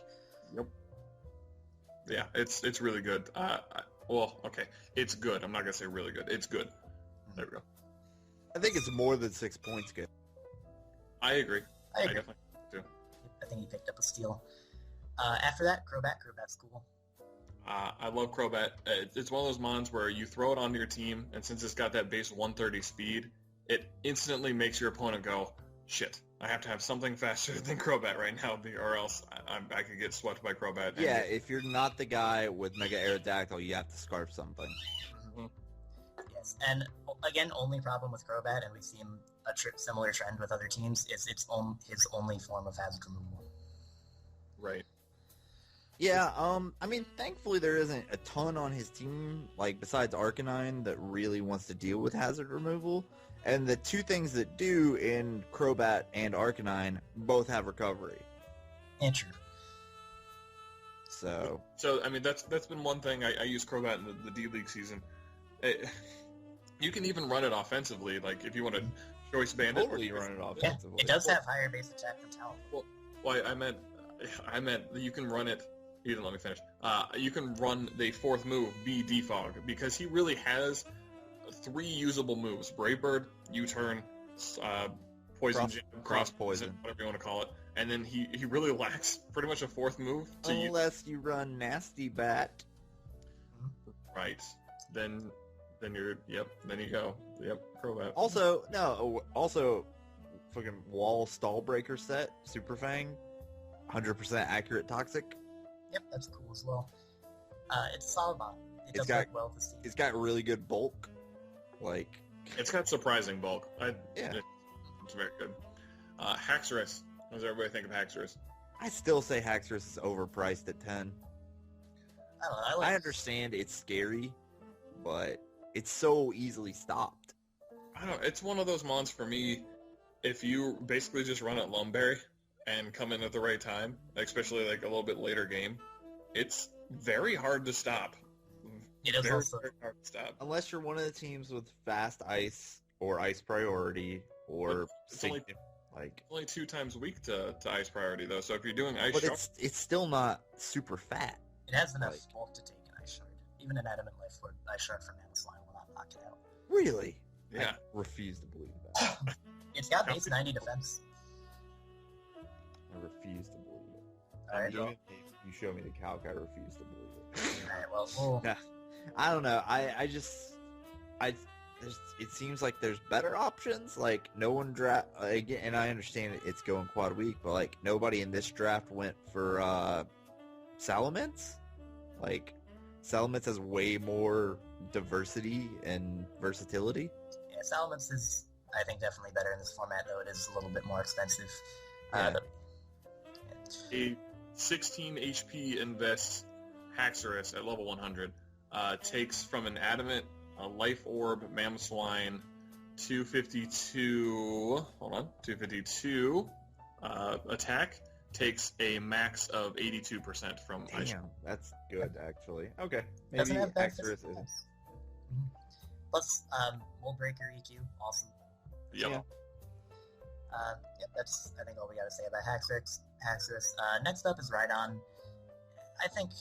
I don't like it. Yeah, I don't like it with Crocodile as well. Yeah. It's not gonna... It doesn't bring anything to this team. You don't need it. You don't need that defense. You have Arcanine and Venusaur and Jellicent to take hits. You don't need it. Yeah, and if you need a bulky ground type for a match, you can run kind of a bulky Crocodile. They do relatively the same thing, except Crocodile has Intimidate. Obviously, it's not as bulky. I mean, I guess it gives them something else to do rocks, but, like... Yeah. How much was Rhyperior? Rhyperior, I will check in one moment. Was it 8 or something like that? I think yes. it might have been 8. I'll do a check. If you guys want, you can talk about Zebstrika. Zebstrika could be cool. I think it's underrated. Yeah, I think... 2 immunities. Or 2 alternating immunities, sorry. And it surprisingly has a pretty good physical attack. I think it's like base 115 or something 100. like that. Its speed is base 116, its attack is 100, and its special attack is base 80. Yeah, that's Yeah, what Yeah, it could be cool. I think it's fine for 4 if you want fast electric momentum, which works on this team because he's got defensive bulk in his Grass Fire Water Core. Like, I think it's good. I'm cool. Yeah, I'm okay with it. And also something about Zebstrika is how we were talking about how regular Manectric is kind of a lesser Mega Manectric. Zebstrika is kind of a lesser regular Manectric. Yeah, it's kind of a physical lesser Manectric. Like, it actually is generally run special because it's physical and full consistency. Yeah, and I guess you want the Volturn, but yeah. It also gets access to Overheat, which is similar to Manectric. Yeah. Yeah, I'm fine with it. That's cool. So Doublade? I don't know how I feel about Doublade. I kind of like Doublade. It has this magical presence that prevents other people from going for taunt on it. True. The only thing that I don't like about it is that I think he just tried to get a steal in here somewhere. Just tried to get the fairy dragon steal going on. Yeah. With it being Ghost and Jellicent being Ghost, I feel like he maybe could have found a better steal, but I guess if you look around the other draft, maybe... I mean, that's a pretty good steal. Yeah, Like, I do agree it does kind of affect your Grass Fire Water Core, and you're not necessarily going to want to bring both of them, but, you know, it's... I mean, being really, really bulky and being able to SD up with priority, stab priority at that, is always a really good thing to have. So I don't think Doublade's a bad mon at all. No, I don't. Definitely choose Doublade over Rhydon. But, yeah. Yeah, it's not dead weight. It's not, you know, it's a little bit, it's not even redundant. It's just overlapping weakness. But, you know, like, it's not terrible. Not terrible. So I think we finished up with this. This team, I like it. A couple weaknesses, of course. I think something you could do is drop Rhydon. Maybe, this is going to sound pretty stupid, but maybe pick up something like Kricketune, just because I think Sticky Web actually helps his team out a lot. And not that he's going to need it every week, but, you know, when you have a Haxorus and a Crocodile, you know, that'll help out a lot. Yeah, I mean, maybe review the steals again and apply that to something else and or apply it to your water and drop the double ghost, especially with the other psychic. Like, I understand you have a Crocodile, but you're running self ghost weak, like, and dark weak a little bit. Yeah. So. Yep, that's very true. Yeah. Alright, so that's that team. Pretty decent. We haven't really run into teams that we've totally disliked yet, so I think that's a good statement. Well, don't worry, Dumpster Baby's still coming. Oh yeah, we haven't gotten there. Alright, so next up we have Onesie Banach, Alex, coach of the Celta Kelta Dino, however you want to pronounce that with. I think he took a big risk first round getting Mega Altaria, and I think that risk paid off for him later on in the draft. What do you guys think? Mega Altaria is very hard to use well. Yeah. It's very hard to use well. If you bring the wrong Mega Altaria set, you wasted a slot. That's how it goes. It's not one of those mons where it's like it can still serve a purpose afterwards. Like, if you bring the wrong set, it's not going to do anything. Like, yeah, I think a lot of people look at Mega Altaria and for its typing and for its ability and all that stuff, they go, "Oh yeah, that's definitely one of the top megas in the meta, in the league meta." But I think people severely underestimate the fact that you actually really do have to support a Mega Altaria a lot comparatively to other megas.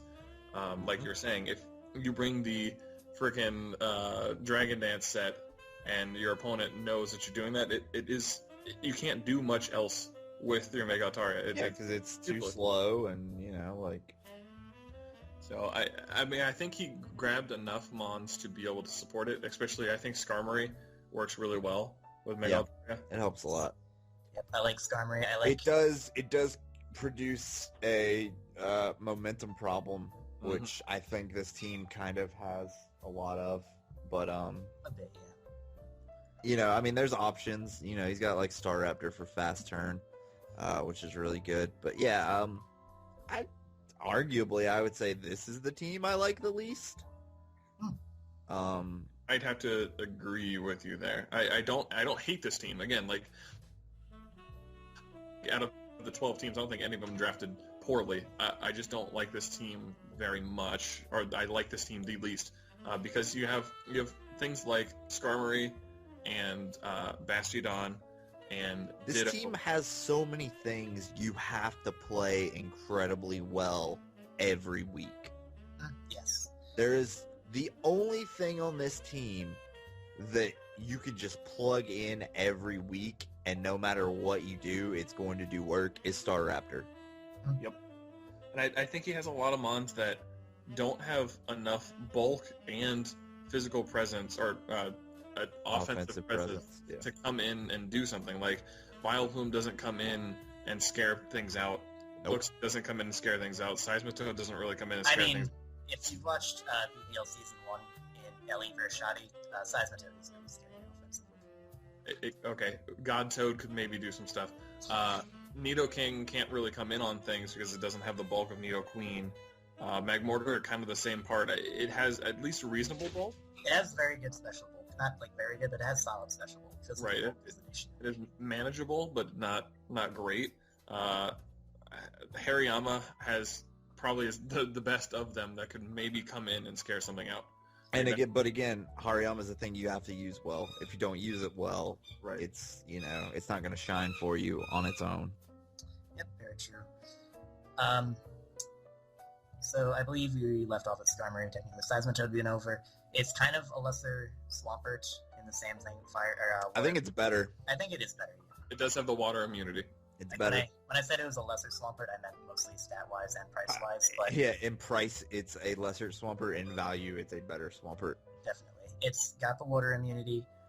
The 4 times weakness to grass is kind of crappy, but, that's going to happen with things that are 4 times weak to grass. That was a good sentence.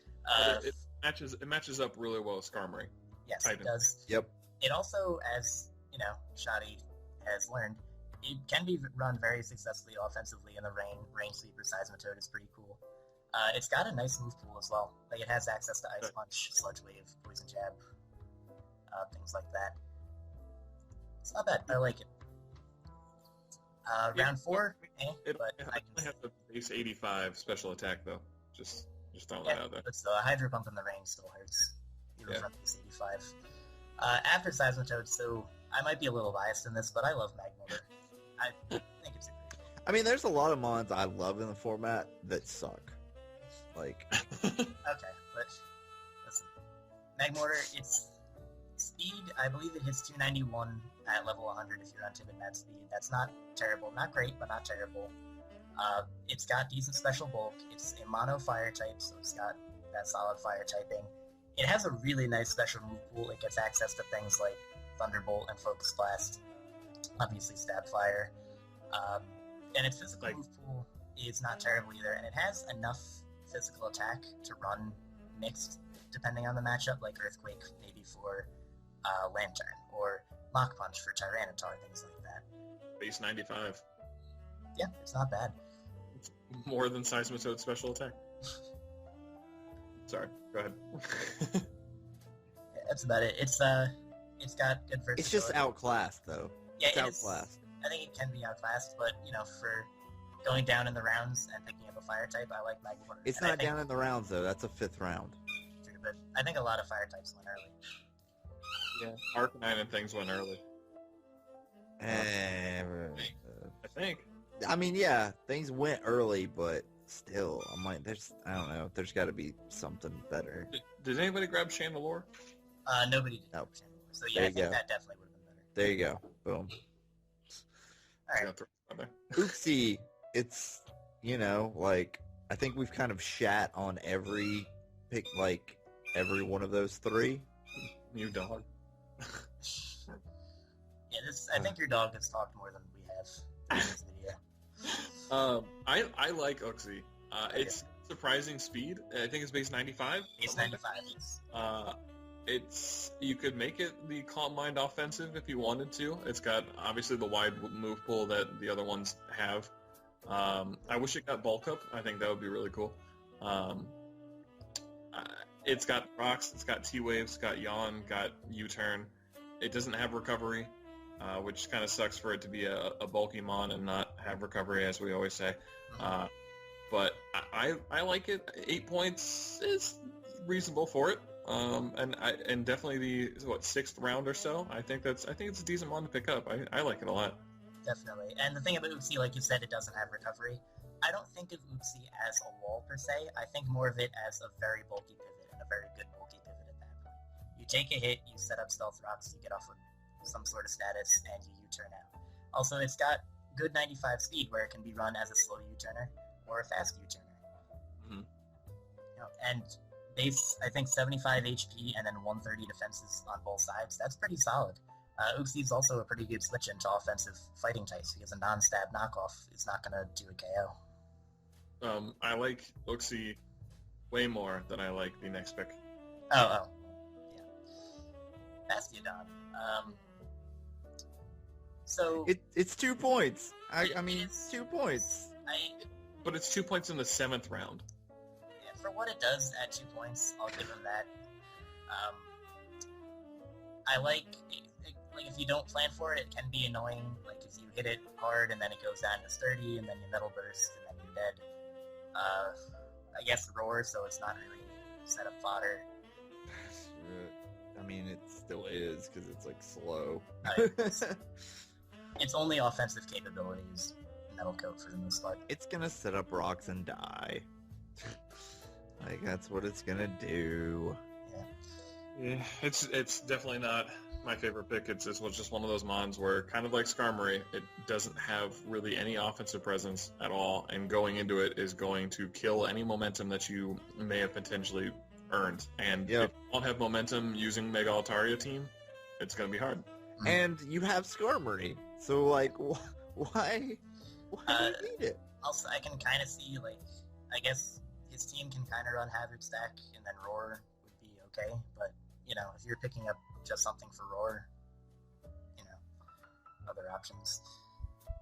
Yeah, but, I mean, anybody with taunt or anything takes it. Yeah, it's so weak to taunt. Yeah. Alright, so...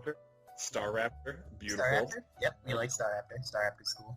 Beautiful pick. That was a great pick. Yep, Staraptor is like one of the best plug-and-play, fuck things up, hit hard mons in the game. It's got surprising like coverage options. It's got some cool gimmicks like Final Gambit. Final Gambit, yeah. So it's cool. It's great. It's good. I like it. Ditto. Here's my thing with Ditto. I can understand the value in it of learning your opponent's entire moveset, because that can be very useful in draft format, but it's a Pokemon... Not at the expense of one slot. Yeah, and also, it's a Pokemon that a lot of the times you are, until you make it transformed, you are not in control of. Like, whatever your set is entirely dependent on. If they don't bring anything that hurts their own team, then it's worthless. I mean, the other thing is that, for the most part, it serves best as a revenge killer. And so that means something on your team has pretty much died. And then you bring in Ditto, which could potentially screw you over by not being able to super effectively hit your own or your opponent's team. Again, like you're saying, the ability to see what's going on and what your opponent brought is nice. Don't get it. Damn it. Ha ha. Damn it, dog. Nice. But I don't see it worth a slot and or 6 points. No, it's a waste. It's a waste. Everybody thinks it's going to be good in League. It's not. Yeah, the only one other thing I do kind of like it for is, you know, suppose your opponent forgets it exists and they start setting up to like +6/+6, and then you copy your stat boost. But they gotta be really crappy. I mean, that is definitely something that's good. It tends to keep people from bringing setup sweeping mons. It tends to make people do that. Just like, you know, having a Magic Bounce Mega Sableye tends to make people not bring Hazard just because they don't want to have to deal with it in the first place. So that is a good attribute of just having it on your team. Yeah, but also you have enough things to deal with setup sleepers like Skarmory and even Bastiodon, even though it's not good at it. Yep. Vileplume. Big old moon blasting Vileplume. It's bad. For a value grass poison mon, I don't hate it. It does give you the ability to put somebody to sleep. Slow. It's Not slow with as chlorophyll. balls. Not with chlorophyll, but slow as balls. What's he gonna? He's gonna run chlorophyll on his team with Skarm. Like, Yes. I guess I mean- he can. I guess he can run Sun Magmortar. And like, It does get solar. yeah, sure, go Uh, for it. I don't hate it. I think he potentially could have done a Vileplume Ditto, get rid of it, and get something like a Tangrowth. Yeah. That also gives you regen and sleep powder and all that good stuff. Also, Tangrowth is a potential chlorophyll sleeper if you want to do that. Exactly. Plus, it has the ability to attack on both sides with knockoff and then like 115, 105 special attack, something like that. Something high in that range. Yeah, like 110 around there. Yeah, somewhere between there. But yeah, I don't hate it, but I don't overly like it. And then we come down to the last pick in Hariyama. We kind of went over it earlier. Very good if you play it right. Not completely dead weight if you don't, but not awesome. It doesn't do much if you play it wrong. Yep. Agreed. I mean, there's not really much to add to that. Just Yeah. it's so good if you can play it right. Oh, definitely. It's so good. If you can't play it right, then you were better off drafting something that's just plug and play, like a throw or a sock or something like that. Mm-hmm. So. Yep. So I think we went over everything. Did we skip Nidoking? I don't remember talking about Nidoking. I mean, we did, but New King's very good offensively, but it's kind of slow, so you often have to scarf it, and it doesn't have a lot of bulk, and, it's good. I mean, it's definitely good. It's definitely obviously really hard to switch into, but it can't switch in itself really very often, Yeah. unless you really, really know that your opponent's going to go for something that you resist. It's good to have on your team to give you another electric immunity, but other than that, I mean, it has no real defensive ability, but it has offensive potential. Yeah. So my advice for this team: drop maybe Ditto and Vileplume. Grab something like Drop half your team. Drop. No, I mean, I don't mind most of his team. I think he can get rid of Bastiodon, Ditto, Vileplume, get like a Tangrowth and something else with the leftover points, and Also- he would be in a position. Something I would kind of like on this team would be something that gives access to Tailwind, because Nidoking, Magmortar, and Staraptor are pretty nice under Tailwind. Obviously, that's a little bit of a gimmick, but still something to consider. True. Very true.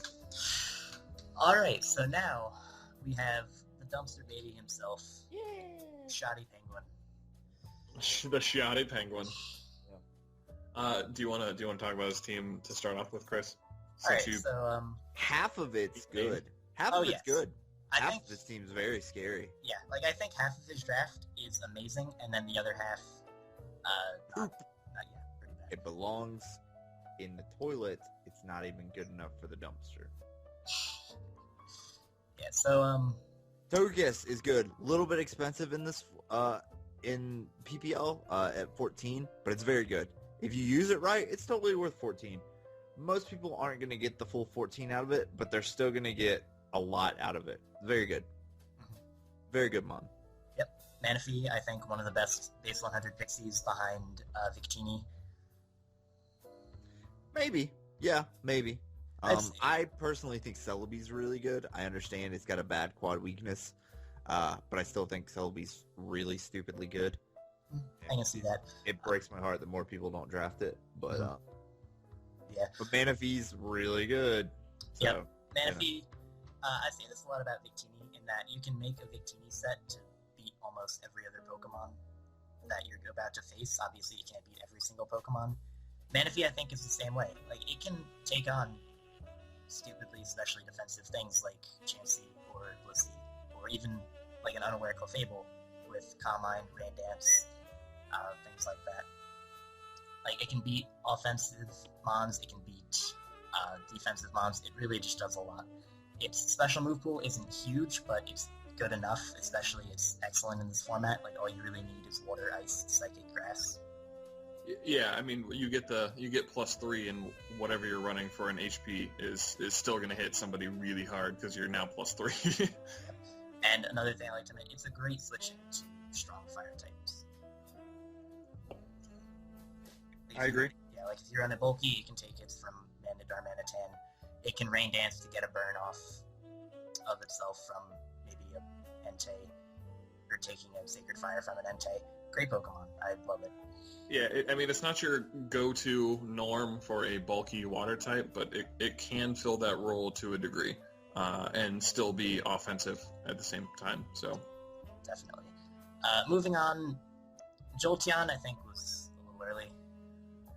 I think he wanted somebody, and it got sniped from him. He wanted a different fast electric, and something got sniped from him, or I don't know. I don't remember what it was, but yeah. I mean, his whole plan fell apart, and he just was picking things together piecemeal. This was also the first fast electric to go. Yeah. Like this one. Yeah, it was just a piecemeal draft, honestly. Like, he had vague ideas of things, but Jolteon's good. Jolteon's very good. 8 points, super good. It's definitely good. He could have picked up Raikou, because Raikou was not picked at that point, but I understand why he wanted Jolteon for the electric community when you have Togekiss, Manaphy, Mega Aerodactyl. And it's more speed.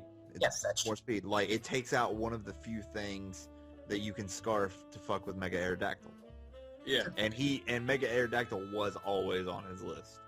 Plus, I mean, for 8 points, Jolteon is really good. I mean, I don't know how much Raikou was, but I would assume it's probably like 12 or so. Raikou was 15.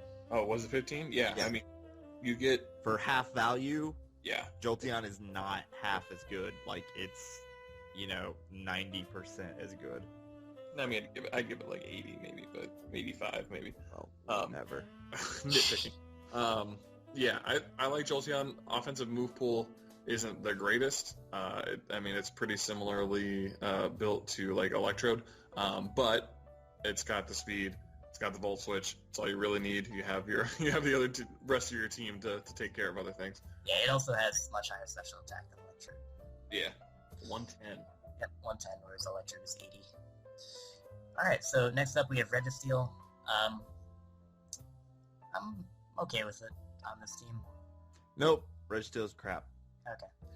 It's just one of those things where, similarly to like we're talking about with Bastiodon and Skarmory, where it will kill any momentum that you built up because it has no real offensive prowess. The best thing it can do is try to T-Wave Iron Head somebody. No recovery. Gosh. It doesn't do hazard removal. It just comes in and takes hits until it dies. Mm-hmm. That's it. That's all it can do. It's got good defensive stats, and being pure steel is good. Definitely, those are the good parts of it. But just what it does to your team chemistry by throwing it on your team when you're using it, I don't like the side effects of it. It's so easy to plan around. Like, you know what they're going to bring Registeel in on, and you know what you're going to switch in on Registeel. Mm-hmm. And I guess something else. Sorry. It's just easy. It's just easy. Like, you're better off. Like I said, you're better off picking Regirock. You're losing the steel and getting a decent move pool. That's true. What was I about to say? Okay, yeah. With things like Mega Aerodactyl and with some other things on his team, like Manaphy as well, you're gonna want momentum gained. Like, you're gonna want initiative. Registeel does not do that for him. I understand why he got it, because he needs things. He wanted a steel that could take hits very well. He wanted something that could synergize decently with Manaphy, but yeah, I think there were a couple better options. I still don't hate it, but yeah. Yeah, I hate it. I hate it. I don't think it's the worst. I think for 10, it's a little bit steep for what it does to your team. It's the worst. Having base 150 on both defenses and being pure steel is really good, but it's just at least Fortress gets Volt Turn. It's true. That's true. I would have preferred Fortress on this team. And hazard removal. Definitely a good point. Definitely also something he's lacking a bit. So after Registeel, he's got Shaman. Shaman's fine. Shaman's great. Shaman's really good. I love Shaman. It's one of those ones where I think a lot of people look at Shaman and forget that it's base 100 across the board. Yeah. Yeah, I mean, Chris did last video. I did. I totally did. I have a problem with... I always remember Shaman wrong. Always. I used to always think it was Grass Psychic, too. I know. You always kept thinking it was Grass Psychic. I don't know why. Like, I just had this mental block where I just can't accept what Shaman actually is. It's a really, really good sub-seeder because it has great speed and great defenses.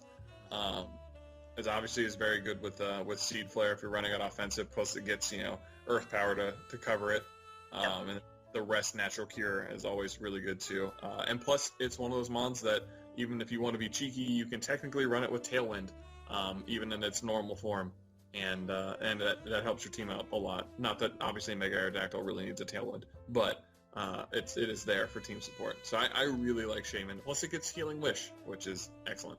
Yep, it's cool. Very true. It's cool. Next up, Hitmonlee. So Shoddy loves this thing. I don't love it as much as Shoddy. I can see its usefulness in hitting hard with Reckless High Jump Kick and being a potential late game sweeper with Unburden, but I'm not in love with it. Priority out the butt, Rapid Spin. It's good. Okay. I like it for 6. I think 6 is a good price for it. Oh yeah, that's a good point. You definitely have to Scarf it if you're not going to run it. The Unburdened set, you pretty much have to Scarf it. You don't have to, because you have priority. It's also not slow. It has, level 100, it goes up to 300. It's only... I thought it was only base like 80 speed. Well, it's base 85. It's fast. It's like base 86. It doesn't matter. Priority. Doesn't matter. 87, that's fair. I didn't realize it was 87 speed. I thought it was base 80. That's true. I guess I was kind of down on it, because I like it. I like Mienshao a little bit more, but actually as the Rapid Spinner and being cheaper, I see the point in that. It's good. It's a good pick. I think it's a good pick. I approve more now than I did 5 seconds ago, so we're good. Yeah. Kyurem, regular Kyurem. It can be good. Can be good. Can be good. Got powerful Ice Stab, powerful Dragon Stab. That's good stabs. Yep. Only problem is he doesn't really have much for fighting types at this point, which Garbodor and Beheeyem kind of make up for, but, I don't think we're fans of that. I mean, he's got Togekiss. Okay, yeah. Kind of quad resist and his missed that. His days. Yeah, and has recovery. Yeah, I mean, you run ice coverage or poison coverage. You can hit Togekiss pretty hard though. But I mean, you got Garbodor and stuff. Also Togekiss is bulky enough. It can take it on Stab Ice Launch. It can take poison jabs. No problem. I mean, it can take a couple of stabs. Like it can. If you look at the base stats of regular Kyurem for 10 points, that's God, I hate the way you say it. You just makes me want to stab you in the throat. What? Kyurem. Kyurem? It's Kyurem. Yes. Yeah, it's Kyurem. Kyurem. Weirdo. Freaky. Kyurem. Well, let's just stop talking about it now. That one Ice Dragon, it has great base stats. It's alright. For 10 points, it's pretty good. Yeah, I'm interested to see how it does, because it has 130 on both attacks, and it could hopefully take care of that. And it can totally be both a late game sweeper or a hole puncher. Yeah. It's got the 95 speed, which is usable for a Scarf if you wanted to, or if you just want to break stuff, then you can do that too. Yep, also something really good about Kyurem, it loves setting up substitutes on fast electric types. Yeah. Yep, things like that. And it's got a good enough move pool to, be able to cover itself. So, yeah. It's also one of those dragons that can hit fairies hard with Iron Head and is bulky enough to not go down to an uninvested fairy move. Yep.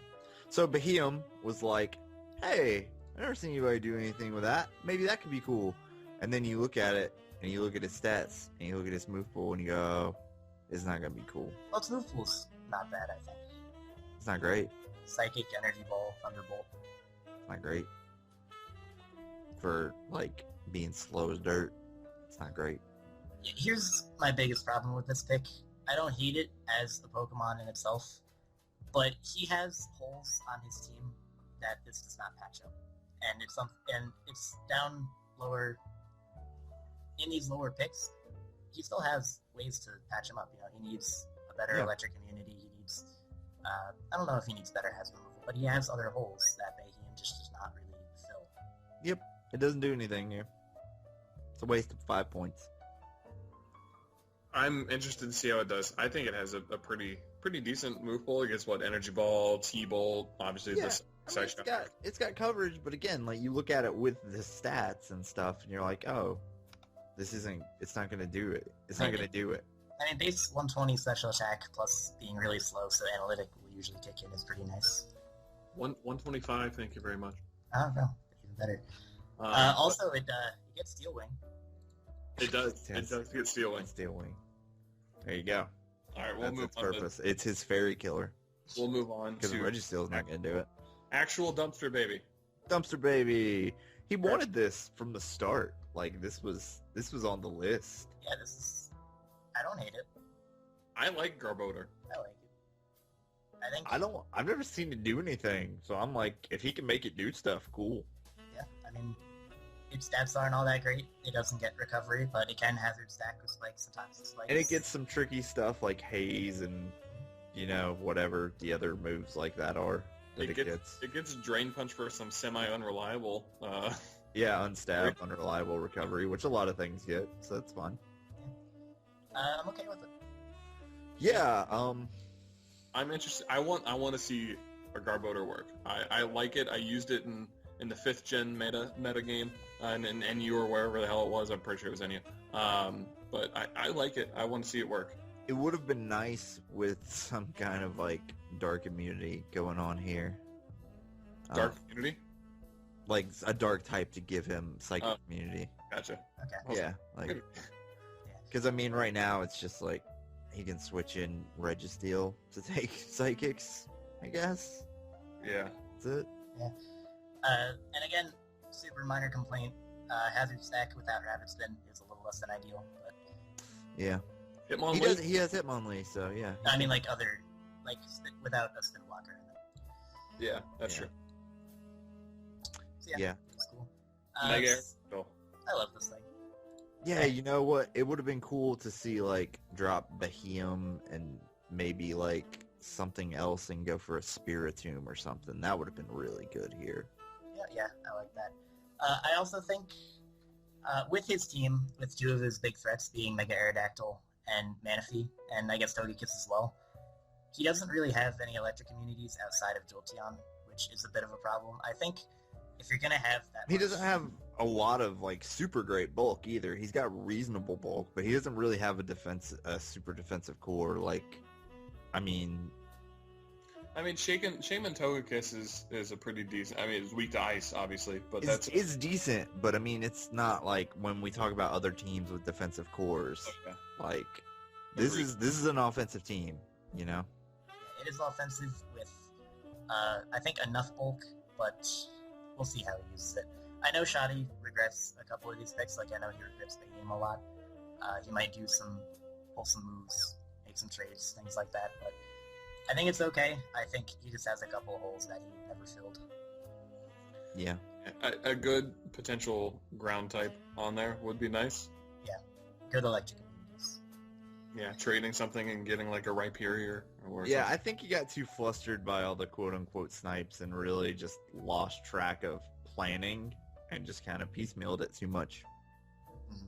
It's not things he can't make up for during the season and, dropping things and pick things up, but for now it's gonna be a rough couple of first weeks. I mean, for seemingly scattershotting his draft, I think he ended up with a pretty good draft. It's a team that I wouldn't mind using. Obviously, like we're talking about, I'd like to make a couple changes to it, but I think he'll do decent. But yeah, I definitely agree with you. Maybe potentially the first couple of weeks he kind of has to figure out how this actually melds together. But I see it being decently successful. Yeah, he'll use it well. So yeah. His team, it's okay. Yeah. Moving on, we have our last team, the Don Fnatic, coach of the Norwich City. this is a team I like most of it, and then I don't like a couple of things. But Yeah, but I feel like the couple of things I don't like them because I feel like they're useless. Like they don't bring anything to the proceedings. But I think the other stuff he has is mostly good enough to, carry that. Yeah. So. Like Weavile as the first round pick, it's not necessarily the first round pick I would take. I know how good it can be with powerful It's good though. knockoffs. Super fast, priority, knockoff. It's fine. It's a good pick. It's just, here's my definition of a first round pick. It's something that you can bring to every match, and still your opponent has such a hard time planning for it when they have to. I think Weavile fits that description. It can. It definitely can against a lot of rosters. There are just a couple of things that I know wall it relatively well. Not relatively. There's a few, but there's generally only like one per team. Like, there aren't very many teams here that can bring 3 things to stop a Weavile. Yeah, and I guess you can say that about any Pokemon. So and then if he uses the other 5 things to take out the one thing that stops Weavile, then nothing stops Weavile. That's also true. So, yeah, as a first-round pick, definitely acceptable, definitely powerful. Heatran I like a lot. It fits, it has the 4 times weakness, but it is good enough, I think. I've lost a little bit of love for it in League. I still think it's good, but... using it in the D-League, I definitely have also lost a little bit of love for it. It's really hard. I mean, this is one thing that, was a problem with Gastrodon as being a wall, too. It's really hard to have a wall that's 4 times weak to something, because you constantly think to yourself, crap, what if this person has a coverage move to hit me with ground? What if this person has HP ground? Yeah, you're constantly switching out, worrying about HP ground. Right. Yeah, that's true. And with it not having instant recovery like Gastrodon does, obviously it has the base stats to take things, especially a Hidden Power Ground isn't going to one-shot a Heatran, but it is going to hurt it enough that it's going to be very hard to recover from that. Yep. So I do like Heatran. It has a lot of great characteristics, but I have lost a little bit of love, especially at 15 points. And especially when Arcanine wasn't taken yet, because that's the better defensive fire type. Yeah, I can see that. It does also work a little bit better with Weavile, I think, not having the fighting weakness. Yeah. So next up, Aromatisse. Third pick. Understandably, there were a lot of good fairies going. Aromatisse obviously not one of the best. It's so early. It's so early for Aromatisse. Why? I've had people try and tell me Aromatisse is good. I've never seen it. I understand the list of things it can do. It's just, is it really the Mon that gets the opportunity to do them? Unless you just literally can't touch it, are you really gonna be scared enough to switch out and give it a free aromatherapy or something? Yeah, I can kind of see your point in that. And also, I just checked, Florges was available at the time. Yeah. The good thing about it is that it can't be taunted, which is always good to have a wall that likes to support your team that can't be shut down by taunt. Yeah. But that's for me where the good part of Aromatisse ends. Does it get recovery? It gets Wish. Yeah. Okay. It gets Wish, it gets Screens, and it gets Aromatherapy or Heal Bell. I don't know which one it gets. It gets one of the two. And it has decent bulky stats for, obviously being a pure fairy, but it just, I don't know, something about it I just don't care for it. I think it's another one of those mons where you lose a lot of your offensive momentum or any kind of momentum that you have when you bring it in, because it doesn't have anything. And it has Moonblast, but I think it's coming off with a base 80 special attack. I'm going to look that up. Yeah, I don't like it. I don't like Aromatisse at all. It's too early. No, it's 99 special attack, which is not terrible. And again, I don't not like Aromatisse. It's just Florges is still available, and Florges is a lot better. Yeah. And even the 3 million less it is, you don't need Dodrio. Yeah. I mean, base 112 special attack from Florges, plus being able to do other things like Synthesis, Calm Mind, I think is a lot better for you in the long. Definitely. After that, I think you did pick it up. Heliolisk is... Heliolisk is good. Yeah, it's one of my favorite electric types. I know it's not the best, but it is one of my favorites. I love the water immunity. Move pool's great. Can also run... At 8, I don't know if it's Jolteon good, but it's good. Like, that's true. It serves a little bit of a different purpose than Jolteon. Jolteon's more like the super fast thing that doesn't have the best move coverage, but it still hits. Heliolisk is just a super fast thing with the move coverage then. Like, that's... coverage, and you trade an electric immunity for a water immunity. Yeah. Which is good, like, having something to take the Scald is nice, but... Or if you're going up against the Sand team, you can run Sandveil on it. Yeah. Sun team, solar power. Exactly. Yeah, I like Heliolisk. I'm cool with it. Get up a sunny day, you can run Solar Beam Chan. It's got that interesting 109 base speed, so it outspeeds the a decent amount of good threats. But it is a 3 out of 4 Pokemon that are now weak to fighting of his first 4 Pokemon. Yeah, but then you pick up Mega Slowbro and you don't care about any physical hit ever, especially fighting hits. So I don't like Mega Slowbro for 20. You don't like Mega Slowbro? No. Do you know how many things get Psych Up? Like, a lot. It's a lot. I'm just saying, Psych Up, Rotom Cut. It destroys it. Like, yeah, I mean, no one drafted Rotom. I mean, Rotom low, not cut. Psych Up anything like that has super effective hit. Like, yeah, I mean, I can see that. It just like things that get Haze, things that get Roar, things that get, Taunt, Toxic. Taunt. Yeah, I mean, hold on. Did Vaporeon get drafted? Nope. Vaporeon did not. Okay, sorry. I was thinking of water. Yeah. Pokemon and yeah, I find losing Regenerator on Mega Slowbro is as bad as everyone thought it was going to be. Like, the crit armor isn't that big a deal. But I think also you guys are forgetting how good it can be offensively. Like a base 130 special attack stat with water, fire, ice, psychic coverage. It totally hits hard. Water is not the best offensive type. There are a lot of things we've discussed in this draft that are water immune, or just don't mind a Scald that much, and it's slow. And it doesn't get priority. So it's like, all right, if granted, it's got enough bulk that very few things are going to OHKO it, but like everyone can just U-turn Volt Switch out on it for a buttload of super effective damage into their water resist or immunity. And something else I think that is a weakness with this team is Mega Slowbro, that's fine, electric weak, if you have no electric immunities and 1 resistance in Heliolisk. I think the other good thing that he drafted though was the one thing that is almost a quote-unquote true counter to Mega Slowbro would be Heliolisk, because it's immune to its stab and then hits it super effectively, which I think is kind of a cool little 1-2 punch that he grabbed there, which I'll give him a little bit of credit for. Yeah, I mean, there's like some inter-team synergies and stuff like that. It's just objectively, I don't think Mega Slowbro's that good. I especially don't think it's 20 million good.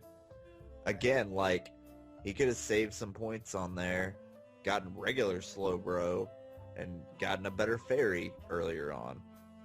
I'm interested to see how it works, because I don't think there really has there been that many Mega Slowbros drafted in League format No, not really. I think fair. Like, a couple of leagues have it banned. Really? A couple of leagues have a lot of ridiculous things banned. Unban the Mega Lotties, please.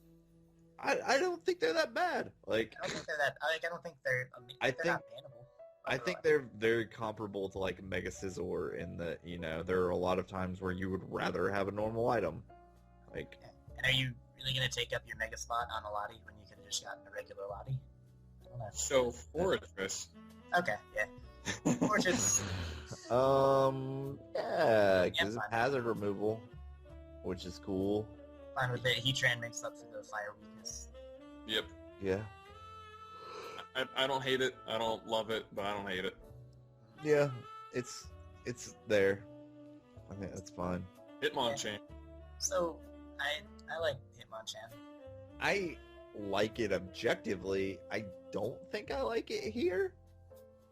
Like, again, there were still a lot of good fighting types Yeah, also, around. he already has a spinner in Fortress. Yeah, he has a spinner. Like, he gets a little bit of priority, but no, I mean, I guess it's 4 points worth of priority is what that pick is. It's That's got nice. 105 attack with the Iron Fist, and then great coverage because of the elemental punches. But I mean, other than that, yeah, it doesn't really do a lot. Again, like, I just think the points could have been spread out much better here. Yeah, I think so. Wheezing. So, Weezing... Like that for me, that's the story of this team. Is like a couple of things that are not worth their point values holding back other picks. Like, Heatran should have been Arcanine and he would have had an extra 4 points on his fairy. Slowbro should have been regular Slowbro. He would have had a bunch of points for Hitmonchan to go up to a top tier fighting type. And drop Dodrio, and then you can even take Salamence up if you want to, even though Salamence is good. But we're on Weezing. Weezing is good. Question. the mono poison typing with the levitate is really It's good. nice. It's nice. Yeah, it's totally nice. And it gets the coverage options it needs. It gets Pain Split. That's cool for a wall. It's not, recover, but it's still good. Access to Will-O-Wisp is always nice. Yeah. It's alright. I don't have a problem with Weezing, especially for 6 points. For 6 points, that's probably a steal. Yeah, for 6 points and something that takes on fairies, probably one of the best. Weezing. I mean, again, I don't know, like, for the rest of the team, it's like there's so many weird things that, I don't know, aren't great. I would say for me, this team ends up being very meh. I don't think it's bad, but it's just being meh for me. Because like you said, you could allocate those points differently and have the draft could have ended up much better for him. Yeah. But sorry, Salamence. We're talking about Salamence now. I haven't. Salamence is really good. I haven't seen Salamence do well, but I feel like every time I look at it, I go, "You have the potential to be really good in a draft format." Yeah, that's more accurate than me saying it's really good. I think the only person I've really seen use it well was Hank in the PBL. Yeah, the PBL, which I'm not gonna say is a great reflection of a league, but like he used it well in that season, and it did a lot of work. I think it was like number 1 in kills by like over 10 kills or something like that. Maybe I don't know. I could be wrong. Really well. It did really well, and he used it really well. And that wasn't even just like straight offense every week.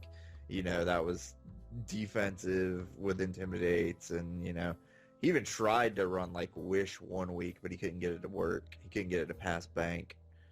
So, like Salamence is cool. It's one of those things. It's got a ton of potential. It could definitely be a top contender if he plays it well. And with Slowbro and Heatran, like, he doesn't care about the quad week, you know? And then Dodrio. Again, it's just bad point allocation. That's this team. Yeah, I guess you wanted Bird Spam, but it's also like one of the worst Bird Spam. I mean, it's pretty fast, right? It's base 100. Yeah. It's So it's kind of fast, it's got decent attack. It does Brave Bird, Return, Knockoff, and that's your move pool. Yeah. Can you run like Acupressure, Baton Pass or something? I don't think it gets Baton Pass. I'm not sure about that one, though. Stupid. You're stupid. That's stupid. You can run Acupressure on it. Yeah, it can definitely do that, that's for sure. If this was a doubles battle, he would totally Acupressure the crap out of the Mega Slowbro. Oh yeah, it would go for Acupressure, get up to +2 special attack, and go for that nice stab try attack. Yeah, but yeah, that's the story of Don Fanatic's draft. Is just wasted points. I like Weavile, I like Heliolisk, I like Weezing, I like Salamence. The rest could probably be really allocated a little bit differently. Heatran's fine. I mean, again, it could have been... the rest is totally peaks and valleys, and it needs to be leveled for a freeway. I can see that. Yeah. I mean, I think that he'll find some success with it. I think it's another one of those... He's got, like, the good pieces are good enough. Right. I think it's just one of those teams where it's going to be hard for him to try and maneuver his way in to Weevil sweeping things up. Yeah, I agree with that. That's a good way to put it. And again, with electric types being so common, he really needs a ground type, I think. I agree. I definitely agree. Yeah, that would help with the, Salamence Dodrio thing, Slowbro thing he's got going on there. Mm-hmm. Yeah. All right. Well, with that, it looks like we've wrapped up. Any final thoughts on any of the teams? They were great. We've been going way too long. We already said it. Everybody's terrible. The only thing that I'll say is that, quite contrary to what Chris just said, I don't think anybody did bad. I do.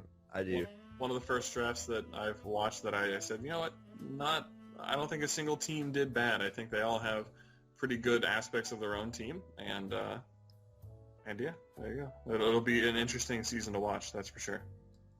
Definitely. Okay, so we've been going for 2 hours and 21 minutes. I think that's long enough. I'm going to let these old guys go back to bed or whatever they were doing before this. So thank you guys for watching. Would you guys like to take us out? Nah, we're done. Bye. All right. We out, chat. Bye.